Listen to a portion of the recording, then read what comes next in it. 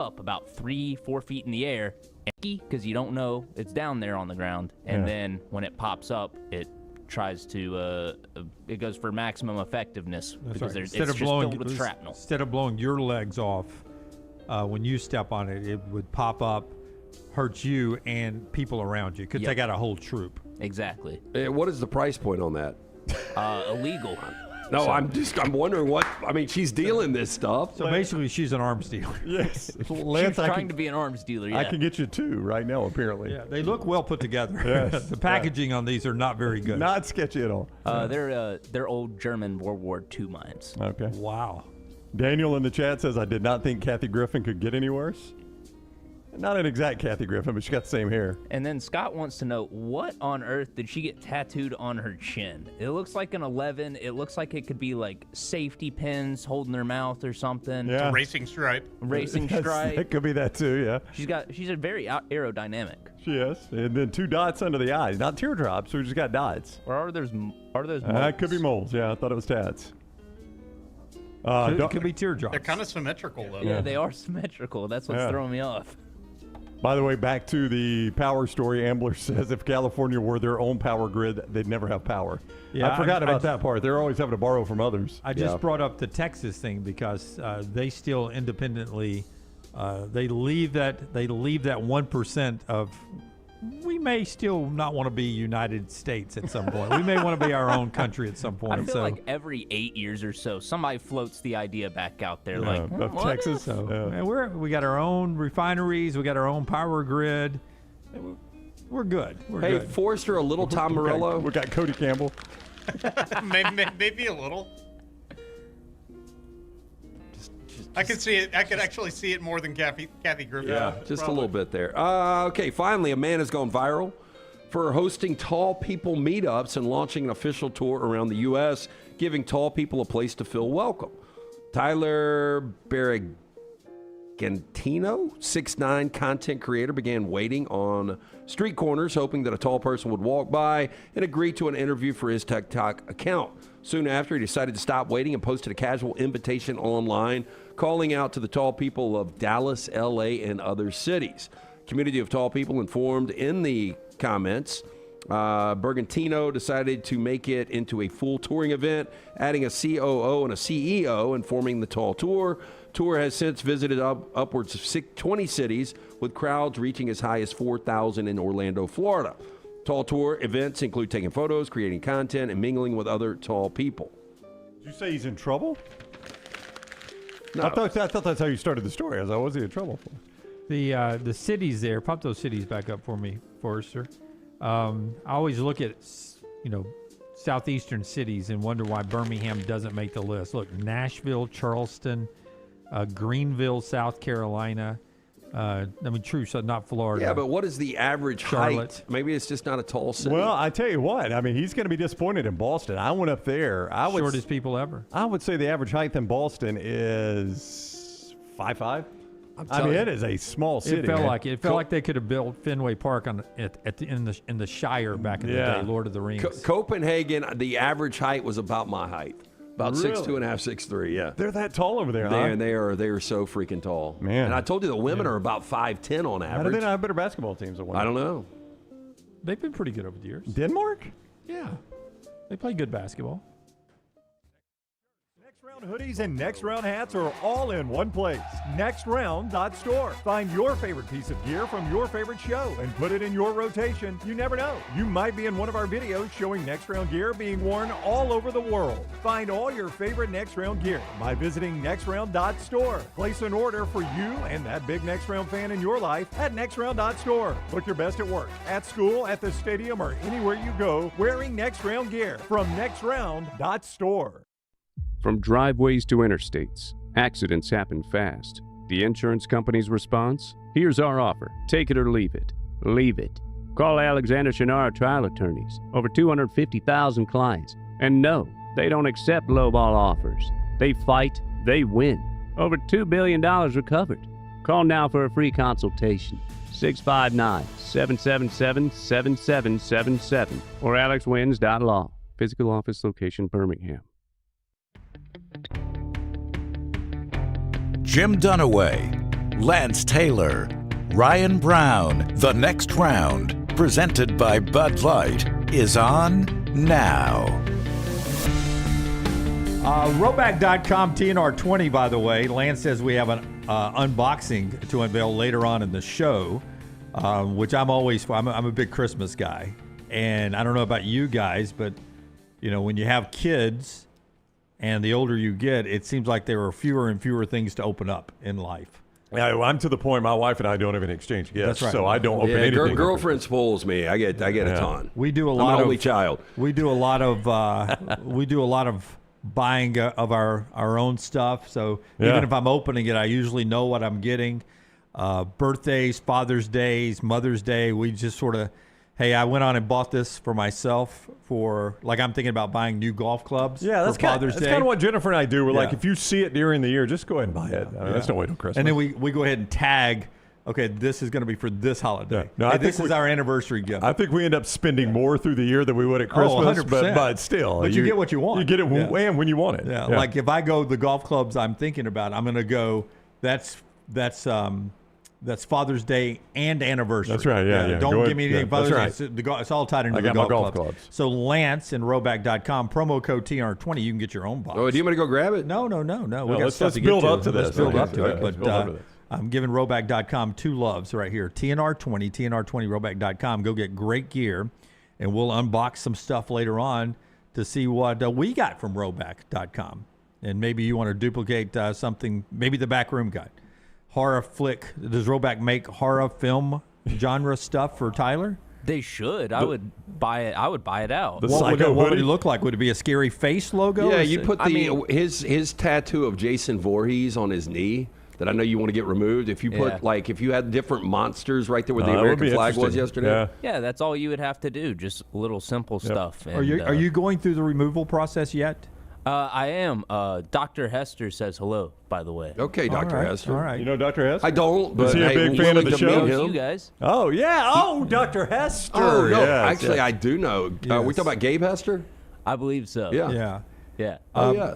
I do know Dr. Hester, That's actually. a good save. I really do. No, he said he treated you before. Yeah. No, it's him and Dr. Jack. Jason Jack. Okay, I know what we're talking about. Yeah. Dr. Hester actually removed 3 teardrops from the 1990s off my left No, cheekbone. you're talking about down here in Vestavia, right off of 459. Yeah, absolutely. Yeah. I was going to say, if you hadn't started that yet, what a great gift from us it would have been for you to pay for that. I don't know how expensive that is before I say that. Before you say that, Dunaway's a businessman, as you can tell. I am not. Is that less than $100 a head? Is it costing you more than $300 to get that removed? Yeah. Well, I'm also getting another one taken off as well. Well, don't get gready. The Jason one is just kind of like a very small portion of that. Can we not just turn it into something else? Yeah. Well, I'd have to get my knee tattooed into something else. But I'd prefer not to go through that. Like that Jason tattoo, how long did the whole process take? Probably 15, 20 minutes. And to get it so the price point on that was one of those, what are they called, flash? Yeah, it was a Friday the 13th special, $31 tattoo. So $31, 15 minutes to get removed. What do you think the cost will be in the time that you have to put into it? I'd prefer not to say the cost. Okay, but what about the time? Time, it'll be 2 years. That's and weird. all of it's gone. I know. Isn't that crazy? 15 minutes old, 2 years old. Like Jack's like, I'm never getting a ink tattoo. Is in my skin, I'm Brownie. aware. I know how these work. Leighton had her tattoo reveal on the show. She has since gotten a second tattoo, and I'm like, it's your body. But I'm telling you, there are things that I loved at 20, 21, 22 that I can't stand. So I worry about the long live that I have tattooed here. You should. No, I worry about it fading and going away. Oh, it will. It'll go away? No, it won't go away. It'll just fade out. Like Maddie's got a tattoo on her wrist that she's only had for like 6-7 years, and it's fading out. Yeah. I mean, they just go away, don't they? They'll fade, but wrists are also because you've got like watches, bracelets, the cuff always rubbing against it. Those are more likely. For me, it's blood pressure quickly. cuffs, checking blood pressure. Right, She's yeah. wearing There that you tattoo go. out. All right. You never got into the midlife crisis because you I do did wanna it with bring your that back. tattoo. Wow. Yeah, God, I don't even know if back? I can find that list Surprised you're not anymore. driving a Corvette yet. I told you, I'm past midlife crisis.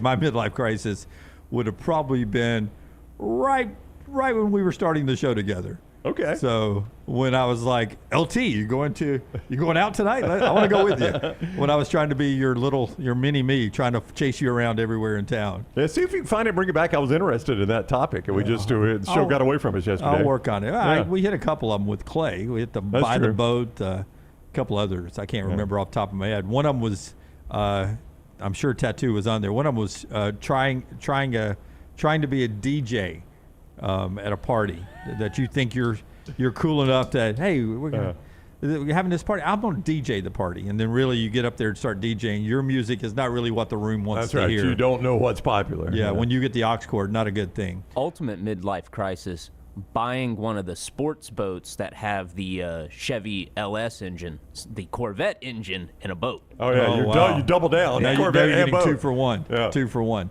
A lot to get to on the show today, being brought to you by our friends at Hoover Toyota, hoovertoyota.com. A lot of Tundra buyers out there right now. This is the truck of the year. If you're looking for the truck of the future, the one everybody wants, it's the Toyota Tundra right now. Yeah, I had Brian Moonpie. You guys remember Brian from Moonpie that came up here? He reached out. Love his dessert. Oh, yeah. Brian Moonpie. Said I wore my Tundra into the ground. I need to go out and get another one. And who should I see? I was like, hey, go see our buddy Harold right there, Highwind 150. They got the incredible inventory, that on-site finance department that I have used. Was talking about our friends at Hoover Toyota last night at Jack's graduation party. Leighton's in the RAV. I'm in the Land Cruiser. Absolutely loving it. They've been serving Birmingham, Alabaster, Vestavia for over 20 years, perfecting that red carpet program, making sure you're a customer for life. Stop in. You can go see them today. Beautiful location, Highway 150. Scott, Kim, Harold, all the fine folks are online to view that inventory, hoovertoyota.com. There's 2 things I wanted to get to in this first segment. Andy Staples is segment number 2. I don't know if we'll get to both of them now because I didn't plan on talking tattoos for 7 minutes, but we'll adjust. Maybe I'll get it all in here. Jeff Goodman, Field of 68. I am a Field of 68 subscriber. I love their content during basketball season. I read the newsletter year-round just to make sure there's nothing important I need to tell you guys about to share with you. But Field of 68, I think it's either $4 or $7 a month to be a subscriber. It is worth it if you're a basketball fan. I did not go to bed last night thinking that I would be haunted by Jeff Goodman's dislike for Will Wade like I was. But as I laid trying to close my eyes last night, Jeff Goodman echoing of Will Wade and how he's building the LSU roster was echoing in my head as I tried to count sheep and really, as I was falling to sleep, I kept counting international players signing with LSU. Jeff Goodman, basketball analyst, on Will Wade building his roster at LSU with Europeans who have been drafted in the NBA and all seem to be 22 or older. Here is Jeff Goodman from the Field of 68. Rob, I've talked to multiple coaches this morning, high major coaches. You want me to read you a few of the quotes? 4 different high major head coaches, all top 20 guys. I'm not going to say who they are, but the first one was, I tweeted earlier, you're being an idiot asshole just for the sake of being an idiot asshole. What you're doing is it up for everyone else. It's a blatant you, and some really good coaches are going to leave the game because of you. This is stupid. It's not fun. It's a blatant you. It's really disheartening. That's one of them. Another one just said, this shit is so up. Who would do that? He said, who else would have done that? This. You don't have to do this. And he said, nobody else. Will Wade's the only coach in America who's going to do this and go all in like this.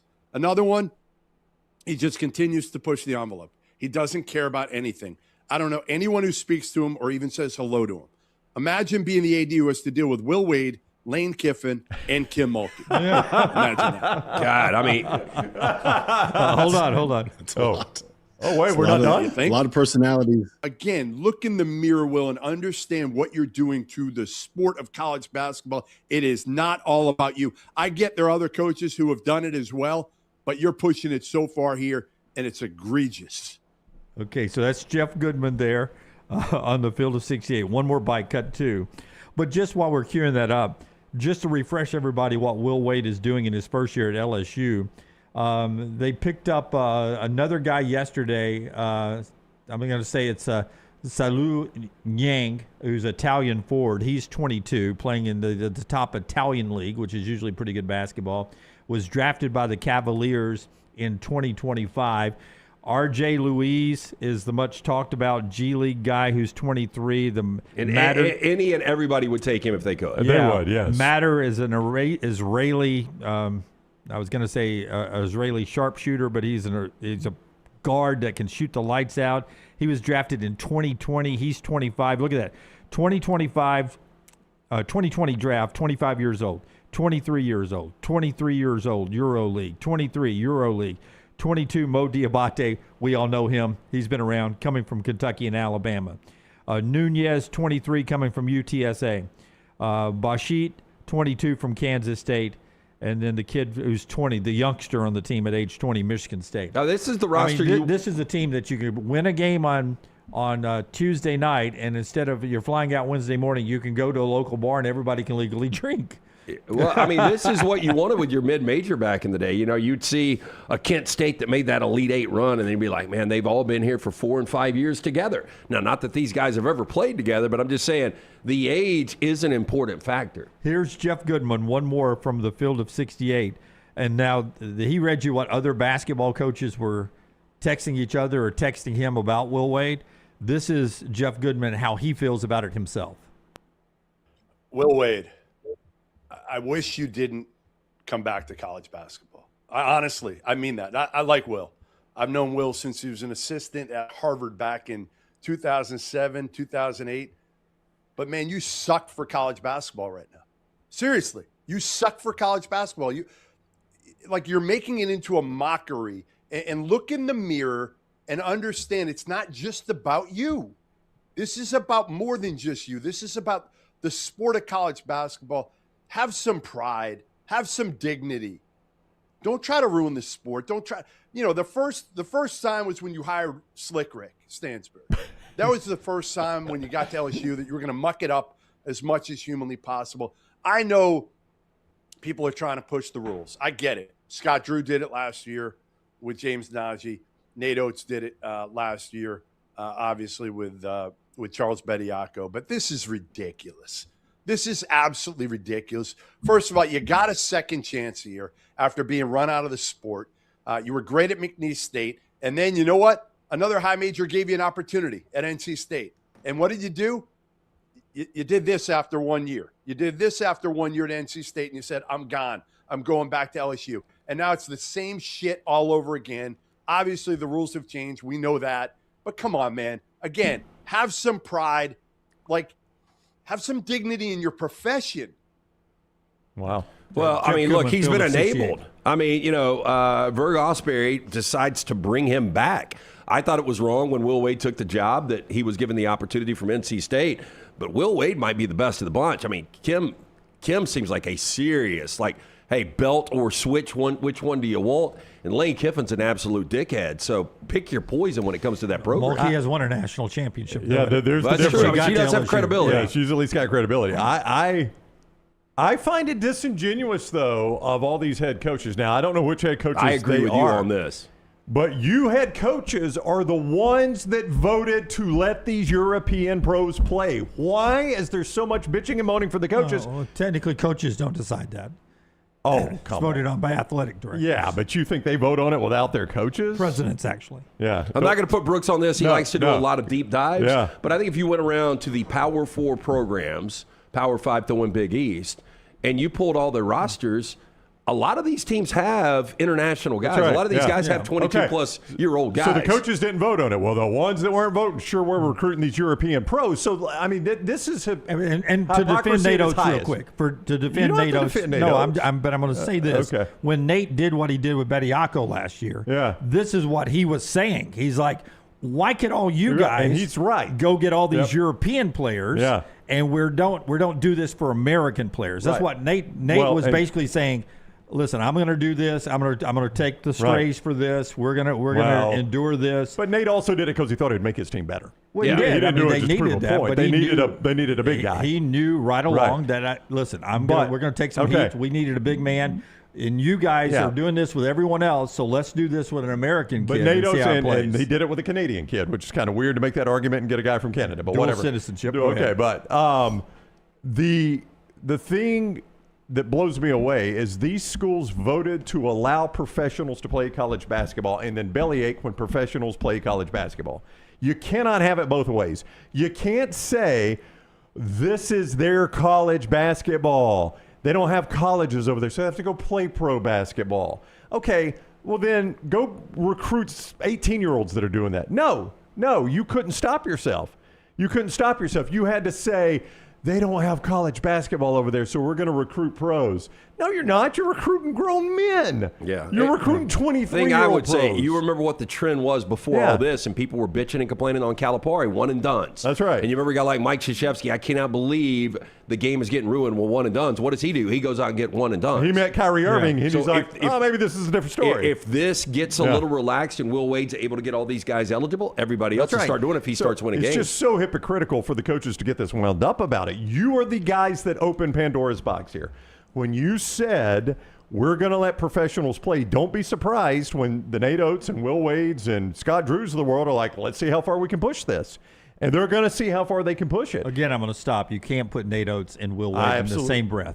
They're all. Yes, cannot. I can. I no, can. It's one guy. No. Listen, that he tried at least to get let me through, explain why I put him in the same breath. Now you got a guy. But Nate does roster. everything he can to win games. He played Brandon Miller when there was a lot of coaches that wouldn't have played Brandon Miller. I put him in the same breath because, Jim, those are the guys that were like, let's see how far we can push this. You don't think Nate was seeing how far he could push this by getting Charles Bediako? Yeah, he did. Absolutely. Yeah, absolutely. And the Najee kid for Scott Drew, they were seeing how far they could legally push this.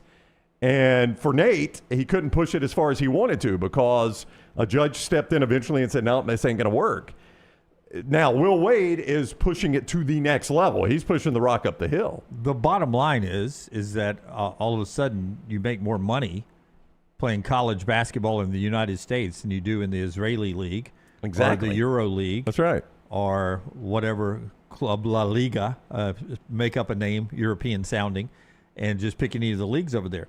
Obviously, the Mater kid from Israel, who is going to get $5 million if he becomes eligible from LSU, apparently that's more than he was going to make in Israel. I would imagine. Yeah, there's no doubt. I think they make maybe high six figures over there, so the money's not even comparable right now. And that's why. But we have the record low number of early entries into the NBA draft. Right. Yep. People are staying in college football, college basketball, and college football because it's more money now. Well, and I think that's better for college basketball because you get to identify with these players. I mean, there were so many one and dones for so long, and we always talked about you never get the Tim Duncans anymore. Well, you'll have an opportunity to get guys for 2, 3, even 4 years. Not always at your school. Sometimes it's three different teams. What Will Wade has done, though, is he's accelerated the expectation now because now there really is a bullseye. It became a story on no loyalty after NC State gives you an opportunity in a weird situation after LSU pushed you out to bring you back. But now with the way you are recruiting and upsetting everybody out there,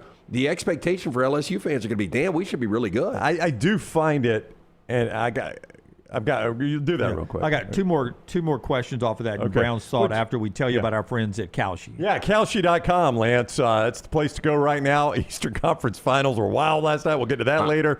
Western Conference back tonight. You can play those right there at Kalshi and get $10 your first $10 position. My position last night, the Cavs Knicks under, flying under.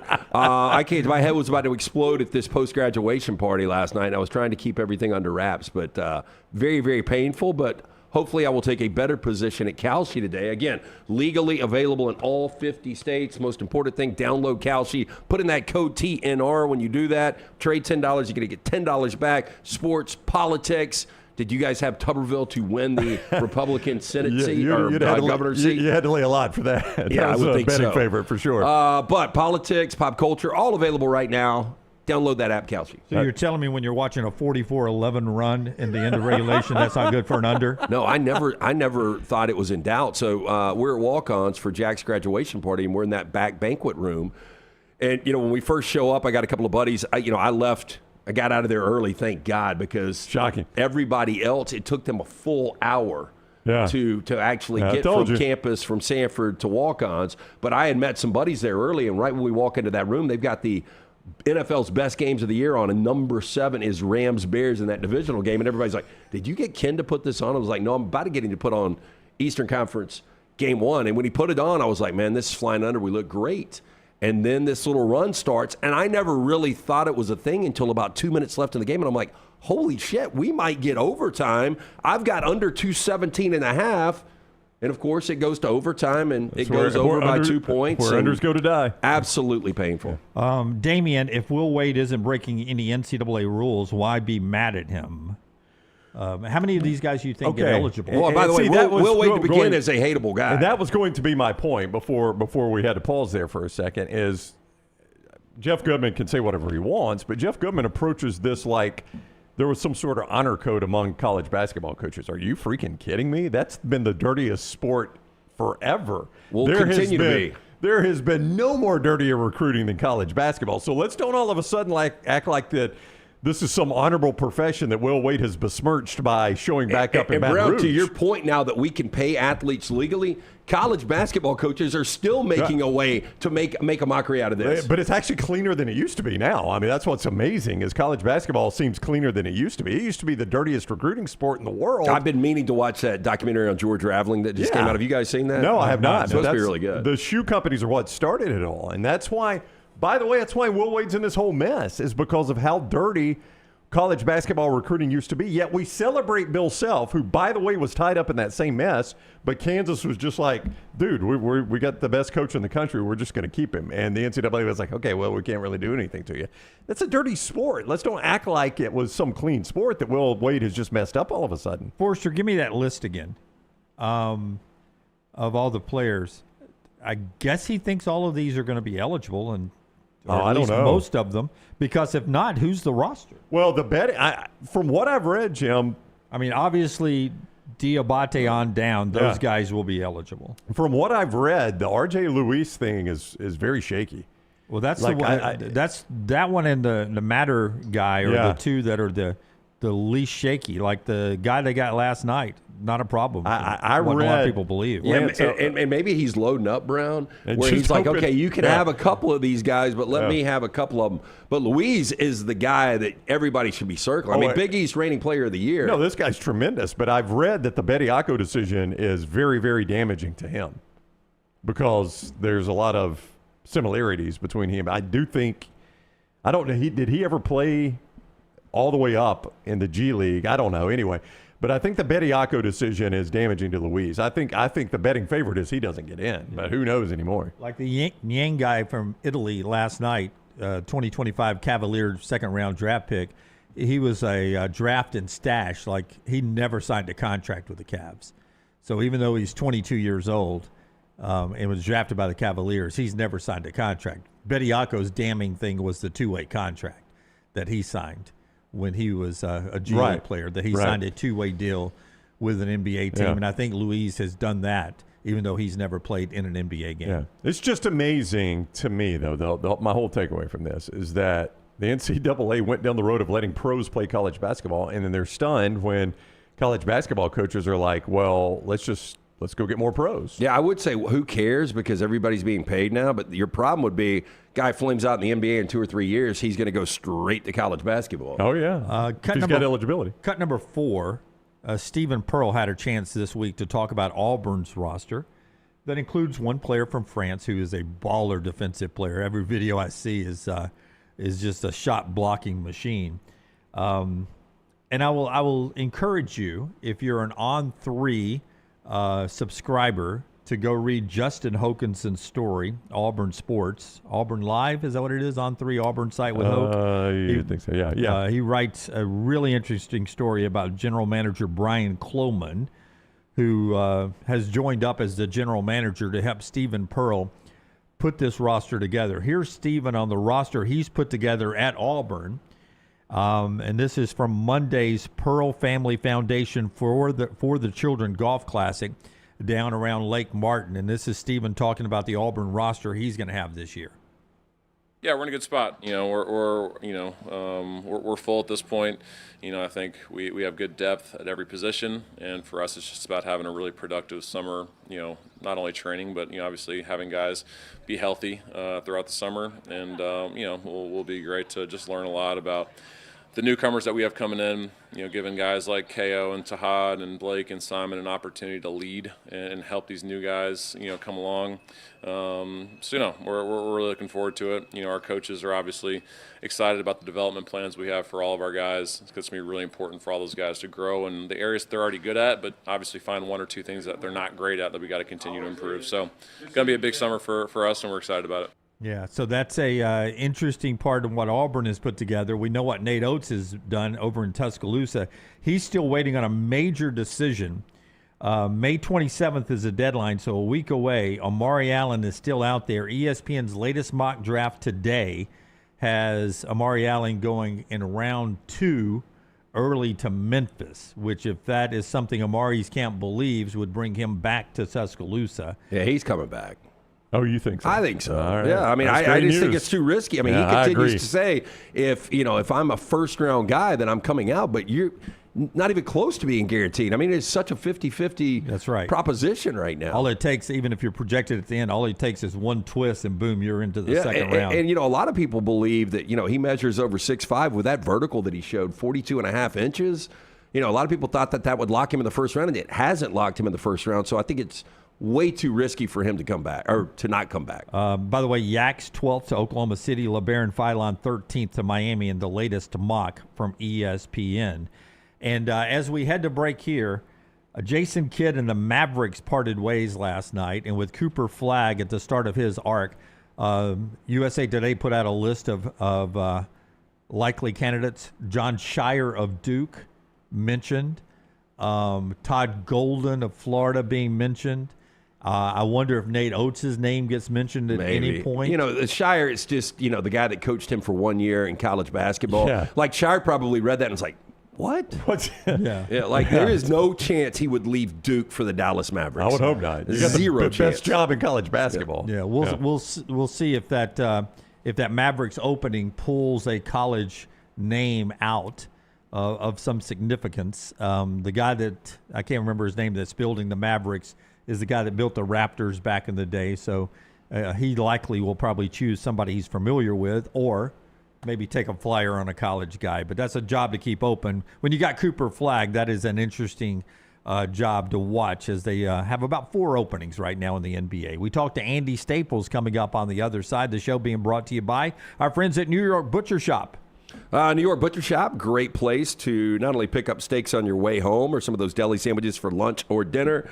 Don't forget this weekend, available for pickup today, those Boston butts for Memorial Day. If you're going to be out on the grill, make sure you get Jim and the fine folks at the New York Butcher Shop involved. You get the hickory smoked, fully cooked Boston butt, $39.99. Order yours today, available for pickup today through the 23rd. Reservations only. The original location in Cava Heights, 205-970-7300. Greystone, 205-703-8825. Make sure you call it in for Memorial Day. The steaks, the hot dogs, everything available right there. Rare quality, well-done service. It's the New York Butcher Shop. And our friends at Urology Centers of Alabama, 205-930-0920, urologycentersalabama.com. Everything from prostate health to kidney stones. Guys, staying on top of your prostate health, one of the priorities you need to do. It impacts so many men in America. 1 in 8 with prostate issues that you need to be aware of. 205-930-0920 to get more details, schedule an appointment. 10 locations, 70 years of compassionate service. The great folks and the great urologists at urologycentersalabama.com. Follow Dunaway on Twitter and Instagram at Jim Dunaway. Hop in. Injured in an Uber or Lyft? Here's the problem. Was it the driver's fault? The other car? The app company? Good luck figuring that out while you're trying to heal. Alexander Shunnarah Trial Attorneys, they've got a guy for rideshare accidents. And here's the best part. They don't get paid unless you do. You heal. They fight. One call, 659-777-7777. Or visit alexwins.law. Alexander Shunnarah Trial Attorneys. Because rideshare accidents need an experienced team. Physical offices, Birmingham. Sterling and the fine folks at Champy's Chicken on Highway 119 in Alabaster want to welcome you in for a great lunch or dinner starting at 11 a.m. every day. Chicken that's brined overnight and cooked to order, and the taste of the Delta with those Delta recipe tamales. Champy's is perfect for all your tailgating needs this football season. You can also choose Champy's for your next party, wedding, or birthday. Great food, great people. Champy's Chicken on Highway 119 in Alabaster, and everything online at champyschicken.com. At Central State Bank, we are large enough to serve you and small enough to know you. Manage your money with ease, whether it's mobile banking, hassle-free checking, competitive loans, business solutions, or personalized financial advice. We're your hometown bank with big-time service. Visit us today and experience banking made simple, because at Central State Bank, you come first.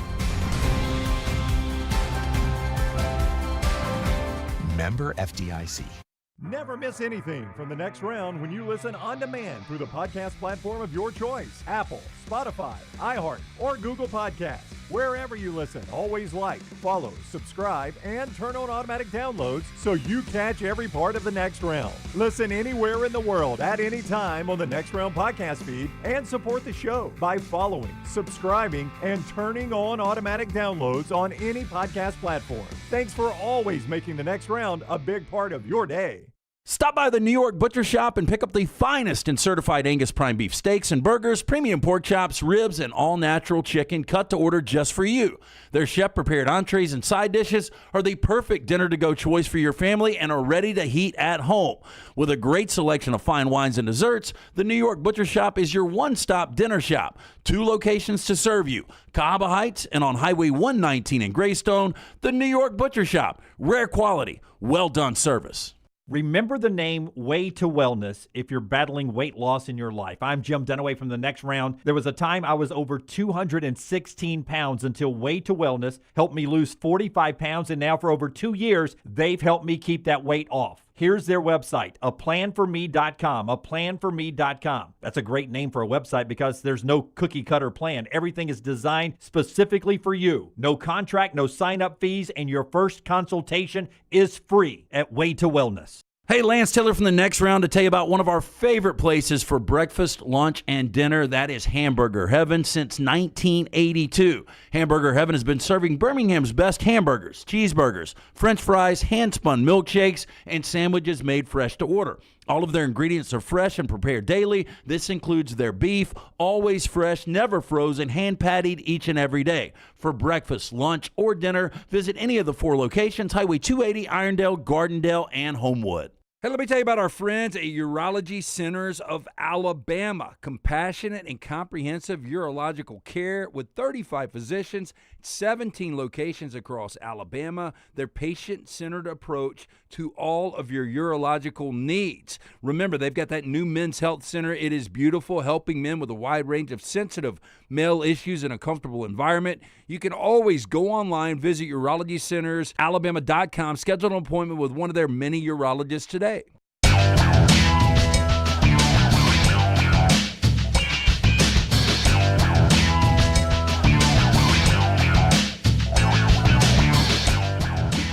Joey Freshwater on Twitter. I think the Mavericks will go with the Spurs' top assistant, who was forced out from Dallas last year and didn't want to leave. He was in Dallas 5 years as a defensive guru, the exact thing Dallas needs. Great insight there from Joey. Yeah. I mean, I'm just watching last night. I mean, what Mike Brown's been in the league forever. What was his contribution to that game last night? I mean, Kenny Atchison on the other side by not calling timeouts and letting this thing play out. Like, he must have looked at, in game where they had a 99.9%, win percentage with 7:49 to go when they're up 22 points. You can't score 22 points in 7 minutes. Do you think the Knicks coach has to say, guys, why don't we dribble at James Harden? Yeah. I mean, anybody watching the TV could tell you that, right? Or guys, let's let Jalen Brunson shoot a little bit. I said it. I don't know. When we first started doing a show, James Harden will never win a championship. I don't think they were really in doubt with the Cleveland Cavaliers this year, but what a complete fourth-quarter meltdown on both sides of the basketball for James Harden last night. Let's go ahead and get to Andy Staples. We'll tell you about some of our great sponsors here in a second, but let's talk some sports with Andy. Andy Staples, On3 Sports is where you find him, and he and Ari do a tremendous job every single day talking college football. I am going to start with a admittedly off-the-wall question a little bit, Andy, if you do not mind. I don't. We were just referencing one of the biggest meltdowns you'll ever see in sports last night with the Cavs blowing it to the Knicks. You've been to probably more football games than you care to count. The biggest meltdown you've watched with your own two eyes, the biggest blown lead, complete, absolute meltdown you ever saw. I know mine. Do you? Yeah. The one I can think of is not one I covered as a reporter. It's one I watched on TV when I was in high school. The choke at Doak. Florida was up, 28-3? Something like that, yeah. I may be mixing that up with the Falcons and Patriots, but Florida was up huge in that game, maybe 24-0, and ends up in I think a 31 all tie. So I think that one's big. The one I saw with my own two eyes was in your fair state, and it was the Comeback game. It was Black Friday, Iron Bowl. All of our listeners probably are thinking the same thing. I did not set Andy up for that. I mean, that one was because and I'm blanking on the Auburn defensive end who ran down Mark Ingram and popped the ball out of his hands and forced it through the end zone, because if he does not make Antoine Carter does not make one of the best hustle plays in the history of college football, that game's over. If Ingram scores on that play, it's over. Auburn doesn't come back. But it's interesting because that game, especially the choke at Doak I was referencing, that a lot of that happened in the second half. Obviously, Bobby Bowden has a chance to go for 2 at the end. There's no overtime in college football at that point. So there were layers to that. I remember being at that Iron Bowl and thinking by halftime, even though Auburn was still down, that Auburn was going to come back. And remember, Auburn is pretty comfortable in the second half of the fourth quarter at that point. You're so it's crazy to think about, because by that point the worm had already turned. But yeah, when Antoine Carter pops that ball out from Mark Ingram, you're like, okay, whatever. Nice play, but it's still over. And then Auburn just came back. Andy, we played some of your sound the other day with your sit down with Duke head coach Manny Diaz, and you asked him specifically about Darian Mensah. Not the Manny Diaz angle, but I want to ask you about Mensah, because I said when he initially signed with Miami, to me, it's a better option than you had with Carson Beck playing for the national championship. I think it's more Cam Ward-like. Where are you on Mensah in Miami this year? I don't know that I'm quite to Cam Ward yet, but I do think he's probably an upgrade. And the other part of that I think has gone undernoticed is Cooper Barkate came with him. So Cooper Barkate was a guy who was a 4-star recruit out of California. He chose Harvard because he wanted to go to Harvard. He went and got a degree from Harvard, and then he went to Duke for a year and was Duke's leading receiver.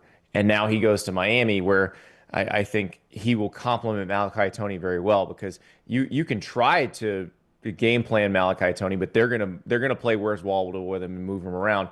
And if you've got somebody reliable who is going to catch a bunch of balls and gain a bunch of yards, like Cooper Barkate probably is, who, by the way, already has chemistry with this quarterback because they played together last year at Duke, I think there's a really good chance that offense is upgraded, even though they lost a lot of talent. Now, a lot of that will depend on the line, but I think they feel like the line is going to be very good. Jackson Cantwell, who is the number 1 offensive line recruit in the country this past year, he's probably going to step in and start day one, and they're going to be in it again. They need to avoid the mid-ACC letdown, but they're going to be in it again. Big discussion at the Big Ten meetings going on, the 2014 playoff, the SEC meetings are coming up. Ryan Day said something, because we were expressing it last week. It was last week that could you imagine an Iron Bowl or a game between Ohio State and Michigan, a rivalry game with such history, of you resting a star player for the playoffs if you're already locked into a 2014 playoff? Then Ryan Day at the Big Ten meeting says that if you get rid of the conference championship games, it may make the rivalry games even bigger. Give me your thoughts on where we are with the state of college football, what it means to those historic rivalry games, and those two scenarios. Does either one of those scenarios concern you or make you feel comfortable about rivalry games right now? I think a coach would get fired for sitting starters in the Michigan-Ohio State game. Like if you sat a starter and you lost that game, you might get fired. Like even if you're competing for the national championship, that's how much that rivalry means to both those schools. Iron Bowl, I think probably the same thing, but it's interesting the way he put it in the format it is now. I think he's right, because the way the conferences have gotten so big, at least before with divisions, you had a structural situation where you wouldn't be playing those rivalry games 2 weeks in a row, and now that's not the case. It is possible to play the Iron Bowl 2 weeks in a row. It's possible to play Michigan, Ohio State 2 weeks in a row. Possible to play Texas and Texas A&M 2 weeks in a row if it works out that way. I don't think that's much fun. I don't mind them meeting again in the playoff. And I do realize if it goes to 24, there's a chance you could have it 2 weeks in a row if they wind up in the first round matched up. But I think the chances of that are lower than them meeting 2 weeks in a row in the conference championship game. And I don't know, because the other part of it is right now, they also could meet 3 times in that scenario. And it could be very rapid succession. So I don't know, like a few years ago, the year that Georgia played TCU for the national title, if things had gone the other way, you could have had an Ohio State-Michigan national title game, and that would have been awesome. I'm fine with that. I have no problem with the rivals meeting again in the actual playoff. I don't want to see it the next week. And maybe that's just weird on my part, because like Oklahoma and Texas play in the middle of the season. And if they met again in the conference championship game, okay, whatever. It's been a while. I just don't want to see it a week later. Yeah, it's weird how that is bad in college, but I'll use Lance's Rams for an example. Rams-Seahawks played twice in the regular season, obviously, and then that's the game everybody wanted to see in the NFC Championship game, because it was the two best teams in the NFL. Yeah, but they have scheduled that game for 2 of the final 3 weeks this year, which is crazy. Yeah, the NFL has screwed it up, but last year it's what everybody wanted to see a third one. Like we were going to be disappointed if we did not get a third one. Yeah, it's amazing to me, but the NFL is structurally designed that way. Like you play your division opponents twice, and everybody knows that, and everybody accepts that. It's not. Theirs makes sense. There's no randomness to it. You know how it's going to work.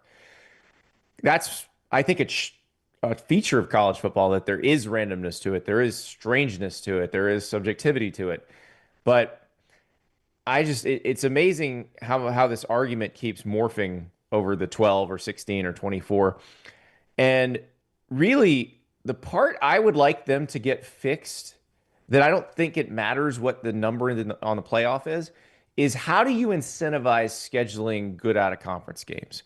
Because right now, you have Big Ten teams that will not schedule anybody good. And then the SEC and the ACC and the Big 12 force their teams to schedule at least one team from a power conference out of conference, and you get some good games that way. But like in the Big Ten, Ohio State and Michigan are still scheduling good out-of-conference games, but everybody else is really not. So how do you make them do it? And what they're saying now is, if you go to 24, we'll do it, because then we could lose those games and it won't hurt us. But you guys talk to coaches all the time. The coaches are always going to seek the path of least resistance on that. They're going to say, the fewer losses we have, the better chance we have. And until the committee says, we're going to seriously consider strength of schedule here, and it's going to matter a lot in how we decide, and we're going to punish the teams that schedule weak schedules, and we're going to reward the teams that have stronger non-conference schedules. Until that happens, they aren't going to schedule better games, no matter how big you make the playoff. And so that's the thing I'd like to see them get fixed, because part of this, and Stuart Mandel had a great column about it at The Athletic today, a lot of this is Fox versus ESPN. Fox wants to get on the playoff because its investment in the Big Ten has been good, but right now they're getting crap in the early part of the season because the Big Ten won't schedule good games. So if you want to have a laugh, go look at the Week 1 schedule, September 5th. Yep. Tell me what the big noon kickoff game is. No, we've done it. It's terrible. It's awful. We joke with Joel Klatt when he comes on our show on a regular basis about the games he gets or could get. And he's frustrated by it, obviously. I mean, Klatt wants to see great games. Fox is paying all this money. That's the Big Ten team's fault. It is. Like, Indiana, Penn State schedule somebody good. And, they're going to get a great one in Week 2 when Oklahoma goes to Michigan. They don't get Ohio State, Texas. They got that last year, but ESPN will get it because it's at Texas this year. But you have 18 teams in the Big Ten. Just schedule somebody good. Yeah. And the Big Ten can say, hey, 2 of you need to schedule somebody good in week 1. So Penn State and Indiana, you 2 schedule somebody good in week 1, and then Oregon and Ohio State, you schedule somebody good in week 2, and then Michigan and whoever else you want to include in that, Illinois or Iowa, or teams that have been pretty good over the years. You schedule somebody good in week 3, and then we make sure we have a good lineup here. Speaking of weak schedules, we did a deep dive on Texas Tech's schedule about a month ago before the whole Sorsby situation came out. And, at that point, I was like, I think they're favored double digits in every regular season game. Since then, things have really changed. First off, percentage you think Sorsby will play at Texas Tech this year? And if not, what is Joey McGuire's plan B? I would say 5% chance he plays at Texas Tech this year. I know that it's a local judge, and we've already seen the photo of the judge doing the guns up. I still don't think the judge is necessarily going to be the one who says, I'm going to break the seal on anybody who gets caught betting on their own team just suing to play. I can't picture that. But their backup is Will Hammond. Like, we already know that. He came in the Utah game, won it for him last year. If Will Hammond didn't tear his ACL last season, depending on who you talk to at Texas Tech, they might not even go get Brendan Sorsby. So he should be ready by week 3, which is when they play Houston. They've got a couple cream puffs that they're going to roll over the first 2 weeks, and they've got a transfer from Tulsa who they feel confident can get them through those games. But Will Hammond is a guy that they like and they feel like can win a lot of games with. And again, they would have been if Baron Morton had gone down last year, and he did, in a very important game, they put Will Hammond in and they won the game. We had Alex Golish on our show a couple of weeks ago at the Regions Tradition Tournament, and he was talking to us about fundraising. And the question he gets a lot from people when he's asking for money is this all sustainable? Is it unsustainable, sustainable? And he said very candidly, I can't worry about that. I've got to win now, 2026, 2027. I need your money now. If it's not sustainable in 2028, I'm not going to be here to see it if I don't win now. So I need your money now, the right? The unsustainable thing is complete crap. Everybody knows that. That's what I wanted to ask you. I worked for a failing company before. I used to work for newspapers. Yeah. You know what happens when something's unsustainable? You stop spending, you sell off parts, and you eventually shut down. Do you think college football is going to eventually shut down with TV throwing money at it? No. There's too much money to be made. So they will adjust their spending. If they start to spend too much, and they haven't yet, because if you keep spending more, it means you're not spending enough yet. They'll adjust it down if they have to. Every business in America figures this out. It's not that complicated. Andy and Ari, they do a tremendous college football show every single day. It drops at 3 o'clock Eastern, 2 Central. So you can grab that everywhere you get our show, on YouTube, all the podcast platforms where you get our show, you get their show as well. Do the same thing for them. Subscribe, set your alerts so you know when they've dropped content there. It is terrific, and it's college football all the time like you guys love. Andy, thank you very much for the time. Always great talking with you. Thank you, gentlemen. I appreciate it. All right, buddy. See you soon. Andy Staples with us on the Alexander Shunnarah Trial Attorneys Hotline. The show also today being brought to you by our friends at Lance's Lock, lanceslock.com, and Hemp Hill Services. Yeah, rough loss last night, the 115-104. We had that under 217.5. If you play with us, if you had that yourself, you were dialed in that game watching. It's just, I don't know, 1 in 594 down 22 in the fourth quarter. For them to be able to come back, take that to overtime, that was crazy. We bounce back. We have game to the side. Western Conference Final, Spurs, Thunder, up and available now, along with some Major League Baseball for you. Jump on board, win with us. Always brought to you by our friends at Hemp Hill Services. Trust the name that Birmingham has trusted since 1954. Whether it's plumbing, heating, or cooling, home or business, 205-229-2090. Hard to stop a train. Call Adam, Chad, Andrew. The guys there. For more information, hemphillservices.com. And our friends at Way to Wellness, your journey to healthy living. Clay was surprised I was at 1.216 on my body frame, which is chunky. And Way to Wellness helped me jumpstart my weight loss, and they've helped me maintain that weight loss over the years. I go up and down occasionally like everybody does, but trying to keep it at a cool, smooth 179 every day. Planforme.com, planforme.com. They'll design something specifically for you and your goals and help you reach that. And they've got a variety of ways they can do that. Injection therapy to meal replacements. And there's no contracts. There's no sign-up fees. And you get to meet with Leslie free, a free consultation to start with. Planforme.com. It's Way to Wellness, your journey to healthy living. Before we get to the viewing menu, a couple of things. Top of the hour, by the way, we're going to do a little buy and sell on SEC football storylines going into the season. I'll throw out a statement, and then these guys will either buy the statement or sell the statement as we get ready for the college football season, which today is 101 days away. In our Innisfree Countdown, 101. Your game day tradition is Innisfree Irish Pub in Tuscaloosa and Lakeview. Irish-inspired pub food, the signature Irish gold sauce, and always a world-class atmosphere at Innisfree. The Innisfree Countdown to kick off 101 days, 100, the mile marker tomorrow in college football. What a run for Stan Kroenke. Is that how you say his name? Yeah, the owner for the Rams? Stan Kroenke. He took over and bought Arsenal in the Premier League, and yesterday, for the first time in 22 years, they are the Premier League champion. He has won a Stanley Cup as the owner of the Colorado Avalanche, and they start a best-of-7 series tonight in the Western Conference Finals in pursuit of winning a second Stanley Cup. Does he still own them? Yes. But yeah, because they're the favorite. Yeah, I mean, they're studs. The Nuggets made it to an NBA championship series, so won a Western Conference. They won a championship. They won one, okay. And then the Rams, he owns the Rams, and they won a championship. So those are his 4 franchises since he has taken over. So he's won a championship at every level of his team. He is the St. Louis. I mean, every resident in St. Louis cannot stand this guy because understandably he bought the Rams kind of low. A lot of people believe he tanked the organization in an effort to get them back to Los Angeles. But you can't doubt, as ruthless as he is, there is a reason he has so much success on every level. He's the kind of owner you want because he is all in. Yeah. I mean, if you own something and you had a chance to move it from St. Louis back to its original home to Los Angeles, who wouldn't? Yeah, the only people that are pissed off were St. Louis natives, which you get. You understand, but he would be an idiot not to have done that. Yeah, I would have burned my house down for that. But Arsenal wins yesterday, and I bring this up, first of all, to give that guy his flowers, but also this. On the same day, Arsenal wins their first Premier League championship in 22 years. My favorite Premier League team, I don't watch a ton of it, but I've got gear, Tottenham, loses to rival Chelsea. That's Arsenal's biggest rivalry.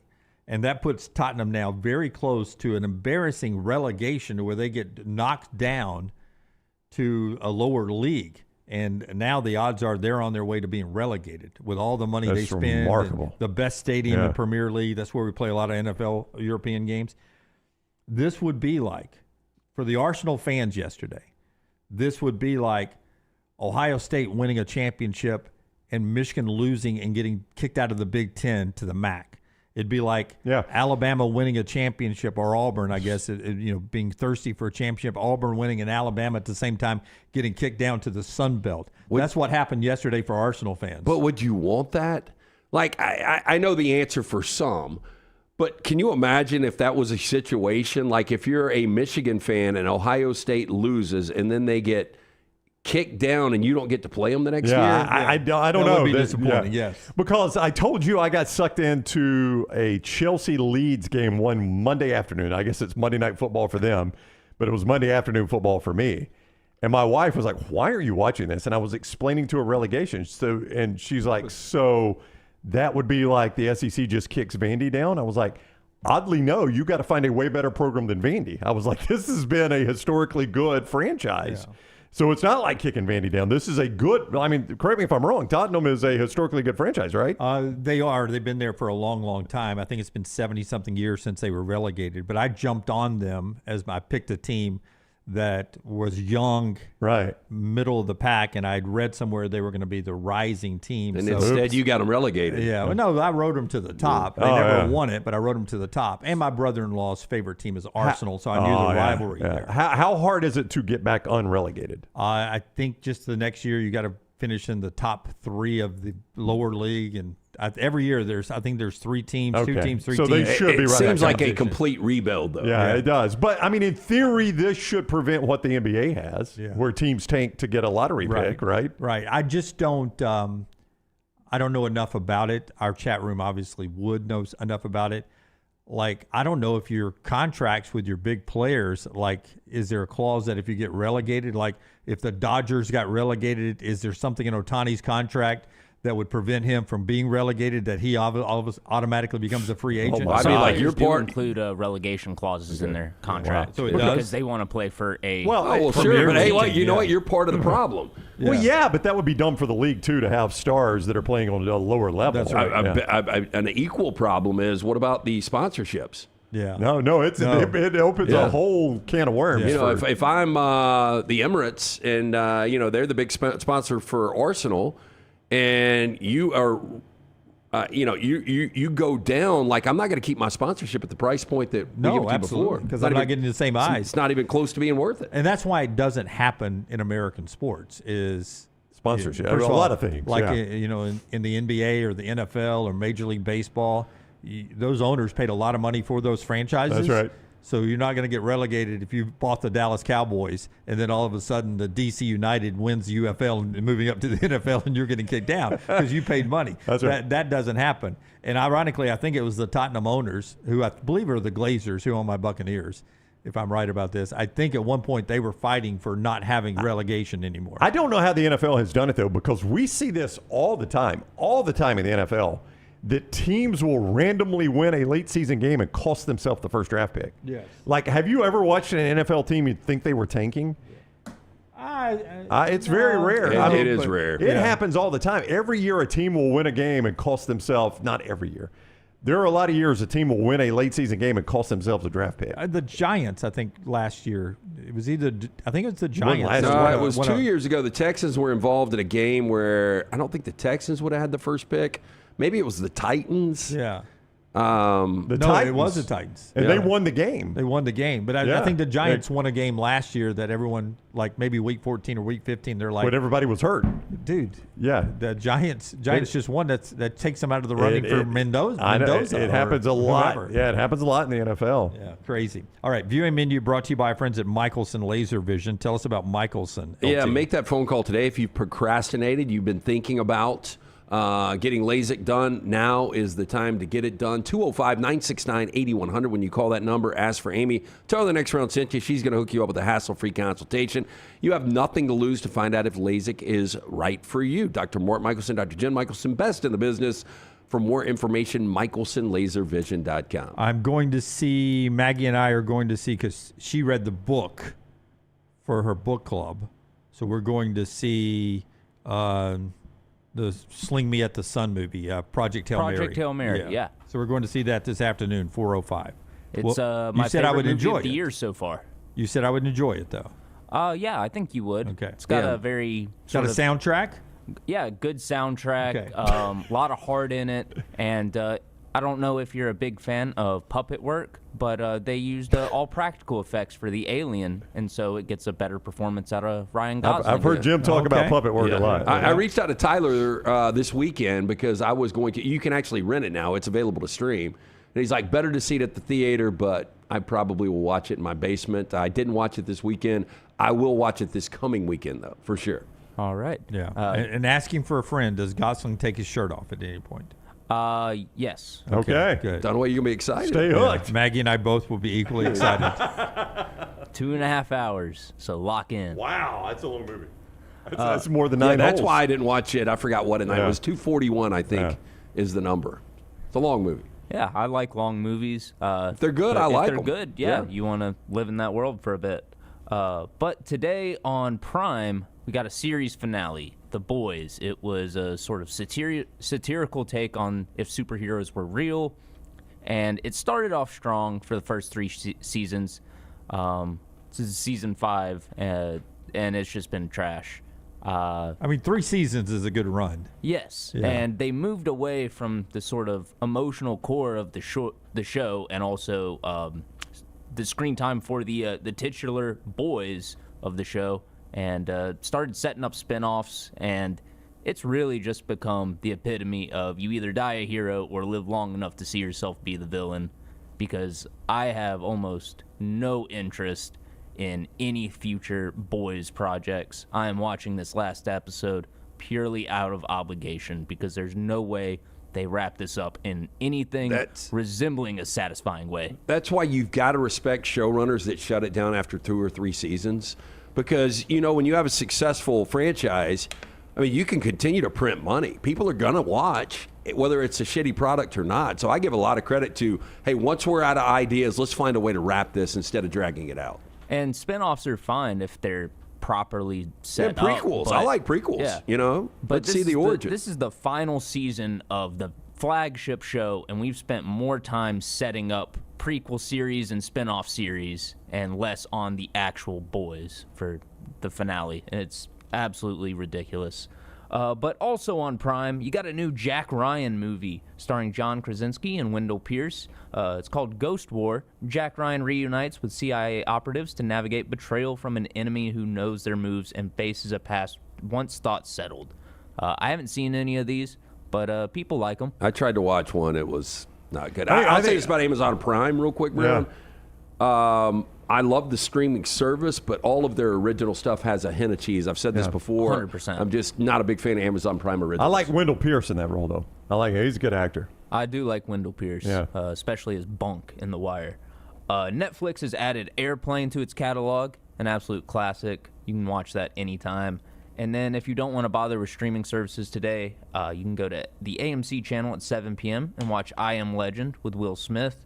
And then immediately after that, The Book of Eli with Denzel Washington, if you want like a double post-apocalyptic feature. I didn't love The Book of Eli. I thought I would really, really like that. I mean, the cast, Gary Oldman, obviously Denzel, Mila Kunis, but I Am Legend is one of the best apocalyptic sci-fi films out there, in my opinion. I really like it. And yeah, Book of Eli, I expected to like it more. I want to like it more, but it's fine. It's solid. And that's all I got. Let's see if you guys, in my Mad Men rewatch, the episode I had last night, let's see if you can name the episode off of one line. Iwo Jima. No.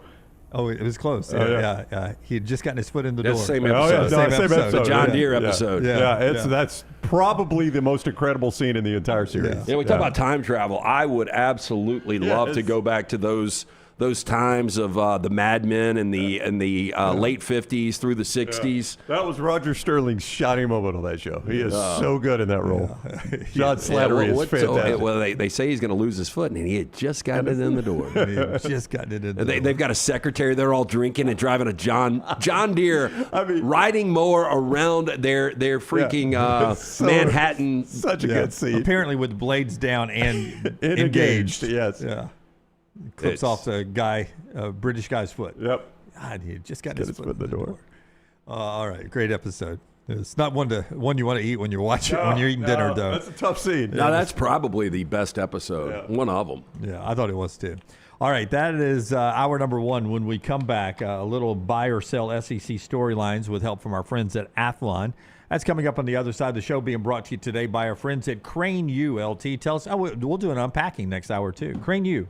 Yes, our friends at Crane U want to remind you, if you're curious about that career in the crane industry, the first big step, getting certified and becoming fully compliant, Crane U is here to guide you every single step of the way, from first-time operators to seasoned professionals seeking recertification. Their industry-leading training programs built for all experience levels, backed by a team with over 100 years of combined real-world expertise. Crane U delivers the knowledge, hands-on skills, and confidence you need to succeed in the field. Inspections, training, certifications, whatever you need, Crane U's got it handled. It's the one call you make, and you are good. For more information, craneu.com. That is craneu.com. Follow LT on Twitter @TheLanceTaylor. We interrupt this program for breaking news. From the gators of the litigation situation. Insurance companies have a playbook. I repeat, insurance companies have a playbook. Deny, delay, defend. They know which law firms will fold and settle cheap. They are not on your side. That's corporate greed at work. At Alexander Shunnarah Trial Attorneys, we fight back. We have the resources, the muscle, and the will to take them on. And you don't pay a dime unless we win. They fight dirty. We fight hard. Call 659-777-7777 or hit up alexwins.law. Physical office location, Birmingham. Sterling and the fine folks at Champy's Chicken on Highway 119 in Alabaster want to welcome you in for a great lunch or dinner starting at 11 a.m. every day. Chicken that's brined overnight and cooked to order, and the taste of the Delta with those Delta recipe tamales. Champy's is perfect for all your tailgating needs this football season. You can also choose Champy's for your next party, wedding, or birthday. Great food, great people. Champy's Chicken on Highway 119 in Alabaster, and everything online at champyschicken.com. At Central State Bank, we are large enough to serve you and small enough to know you. Manage your money with ease, whether it's mobile banking, hassle-free checking, competitive loans, business solutions, or personalized financial advice. We're your hometown bank with big-time service. Visit us today and experience banking made simple, because at Central State Bank, you come first. Member FDIC. Next Round shirts, Next Round hoodies, and Next Round hats all in one place, nextround.store. Find your favorite piece of gear from your favorite show and put it in your rotation. You never know, you might be in one of our videos showing Next Round gear being worn all over the world. Find all of your favorite Next Round gear by visiting nextround.store. Place an order for you and that big Next Round fan in your life at nextround.store. Look your best at work, at school, at the stadium, or anywhere you go wearing Next Round gear from nextround.store. Hey, for all of your IT and printing needs, reach out to our friends at Xerox Business Solutions. Look, I'm still one of those old school guys. I print my notes every single day for the show. If you watch the show here on the Next Round, you see all the notes in front of me. From day one, Xerox Business Solutions, they've been with us here at the Next Round. Local for over 45 years. For all of your IT and printing needs, visit XeroxBusinessSolutions.com or call 205-969-3000. That's 205-969-3000. Hey, there's nothing worse than waking up to a plumbing problem. Don't get caught in a flooded house. Call the guys at Hemp Hill Services. Adam, Chad, and the team at Hemp Hill are the only ones I trust to fix it and fix it right the first time. Hemp Hill Services does it right and always at a fair price. For all of your plumbing, cooling, and heating needs, trust the name that Birmingham has trusted since 1954. That is Hemp Hill Services. Call now, 205-229-2090. That's 205-229-2090. Stop by the New York Butcher Shop and pick up the finest in certified Angus prime beef steaks and burgers, premium pork chops, ribs, and all-natural chicken cut to order just for you. Their chef-prepared entrees and side dishes are the perfect dinner-to-go choice for your family and are ready to heat at home. With a great selection of fine wines and desserts, the New York Butcher Shop is your one-stop dinner shop. 2 locations to serve you, Cahaba Heights and on Highway 119 in Greystone. The New York Butcher Shop, rare quality, well-done service. Remember the name Way to Wellness if you're battling weight loss in your life. I'm Jim Dunaway from the Next Round. There was a time I was over 216 pounds until Way to Wellness helped me lose 45 pounds, and now for over 2 years, they've helped me keep that weight off. Here's their website, aplanforme.com, aplanforme.com. That's a great name for a website because there's no cookie-cutter plan. Everything is designed specifically for you. No contract, no sign-up fees, and your first consultation is free at Way to Wellness. Jim Dunaway, Lance Taylor, Ryan Brown. The Next Round, presented by Bud Light, is on now. We'll do the spotlight here in just a second, Tyler, and I'll tell you about our friends at Walk-Ons.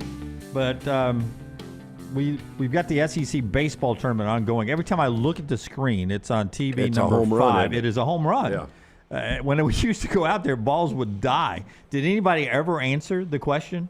Did they move the fences out there? I haven't seen it. I'll text SEC. I'll tell you, man, if I was the SEC, I'd be a little sly here and do the overcooked balls that we used to have at Coors Field. Just for entertainment Hey, value? why not? Missouri, Mississippi State playing the first game today, round 2, single elimination now. And teams like Alabama have double byes. The teams that had just one bye playing today against yesterday's winners. Missouri yesterday eliminated Ole Miss, and now they're playing Mississippi State.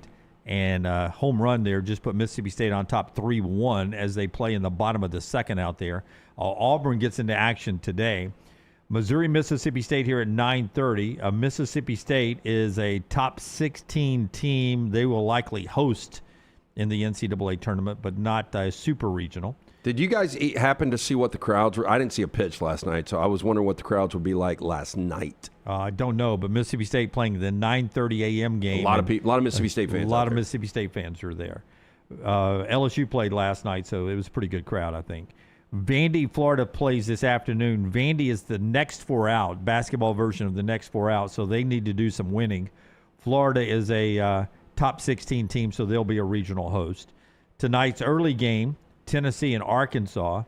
Tennessee's a second seed in the NCAA tournament. So too is Arkansas. Both those teams are comfortably in. And then the nightcap, the game that usually ends after midnight, is Auburn's slot tonight. LSU, who won last night, they're not even in the next 4 out. They've got to win it all to go back to the NCAA tournament. And Auburn is a top 8 seed, so they are a super regional, not just a regional, but a super regional host. LSU and Auburn tonight in the nightcap. All that going on at the SEC tournament in Hoover. And you can enjoy our friends at Walk-Ons, before we do the spotlight, our friends at Walk-Ons, if you're in town for the tournament, they've got a Walk-Ons right there at Stadium Trace at the end of your driveway into the Hoover Met. Go and just cover up our friends at Walk-Ons 24/7 out there while you're in town for the SEC tournament. And you LSU fans are in town. You know our friends at Walk-Ons out there. And can I give a shout-out to Ken West and Matt Roth and Andre Roth for the job they did last night for Jack's little private party? Because you can do catering options, and that's what I did. We had about 20 people. And so they were like, what do you want? So we did the boneless wings, we did the sliders, we did some of the queso and chips, and then we did the bread pudding for dessert. Their team, they work so hard together. The food, we had some people in from New Mexico, and I was like, have y'all ever been to a Walk-Ons? And they're like, hell yeah, like this is some of the best bar food out there. And, I didn't know a lot about Walk-Ons. I think we had all been to the Baton Rouge location a couple of times, the New Orleans location. Didn't realize how good the food is, but just quality people, and just a big shout out for those guys last night. That's right. That's our great friends at Walk-Ons. It's Game On at Walk-Ons. The College Football Spotlight. It is presented every day by our guy Alexander Shunnarah, trial attorneys. Shunnarah.com. Shunnarah.com. That is the place to go when you need legal assistance for any matter. You know by now he handles personal injury cases, right? That's well documented, but you might not know he handles much more than that. Fire and storm damage cases, bad drug and device cases, also workers' compensation, employment cases, things along those lines. He handles it, and they've recovered more than $2 billion for their clients, so he handles it well. Shunnarah.com. Shunnarah.com. Alexander Shunnarah trial attorneys. You don't pay a dime unless they win your case. From the SEC, negative. Biggest park they play in all season, just flying out of this place. Just flying out of this place. And don't know why. Yeah. Don't know why we haven't juiced the ball. Yeah, and the crowd's really good there for a 9:30 game. Find another conference tournament that has that kind of crowd at 9:30 in the morning. You think they're serving beer at 9:30 in the morning? Oh, yeah. If you'll drink it, I bet they serve it. So the great folks at Athlon, this magazine season, and Athlon's been a go-to both for football and basketball for years and years and years. Stephen Lasson and Kyle Wood wrote a story about some storylines going into the upcoming season. And I'm going to throw out a storyline from these guys and make it into a statement, and y'all tell me whether you're buying it or selling it. Okay. All right? Buying it or selling it. The first one is Florida, first-year coach John Summerall, finishes the year ranked in the AP top 25. When the bowls and everything is said and done, Florida's a top 25 team. To help you out, Forrester is going to put up the Florida schedule here, and you can count wins and losses as you go along. Florida Atlantic Campbell, win-win. Auburn, Ole Miss, Missouri, South Carolina, Texas, Georgia, Oklahoma, Kentucky, Vandy, Florida State. When bowl games and everything are done, Florida's an AP top 25 team. Buying or selling Browning? I'm going to sell this one, Lance. I don't want to do it to John Summerall, though a 7-5 would be a great improvement from where Florida has unfortunately been. I just can't find 8 wins there that I feel good about, and I think it would take an 8-4 for them to be ranked, so I am selling.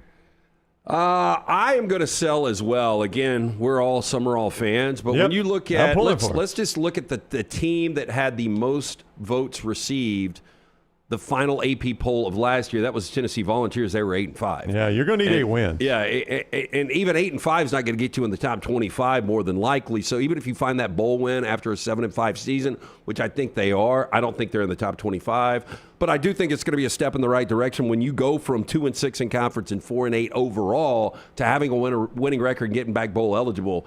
I think it is a step in the right direction, but I am selling as well. 2 sells there. Steve Lassen, Kyle Wood, Athlon Magazine.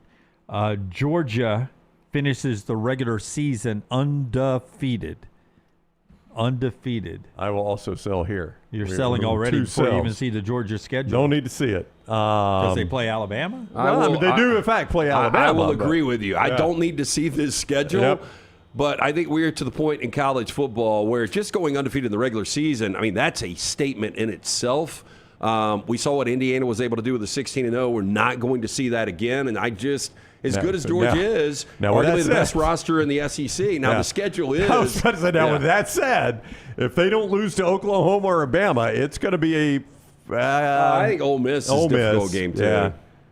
That's in black, so that's on the road? And Kirby has found White's home. Okay. I mean, look, Tennessee State, Western Kentucky, Vanderbilt, probably Auburn, just the way Auburn has not been able to play with Georgia. I think Oklahoma, Bama, or Ole Miss, 2 of those 3 being on the road, they'll find a loss in one of those 3. I agree. And then, I mean, you could sneaky Oklahoma. They find ways to yuck games up. So I think there is a loss there. Yeah. So both guys selling on the Athlon, Georgia undefeated. Arch Manning wins the Heisman. Yeah, I'm going to sell. Dude, what? Again, I've got to give Arch credit where credit's due. I didn't understand all of the hype coming into the season. He didn't play like a quarterback that had any experience. He played like a quarterback that was very, very tight and was playing under pressure, but it loosened up. And he finally got really comfortable in Sark's system. And I think with more playmakers, I think this is going to be a really, really good Texas team. But we never can identify the Heisman Trophy before the season. It just doesn't happen like that. So year in, year out, a guy comes out of kind of nowhere.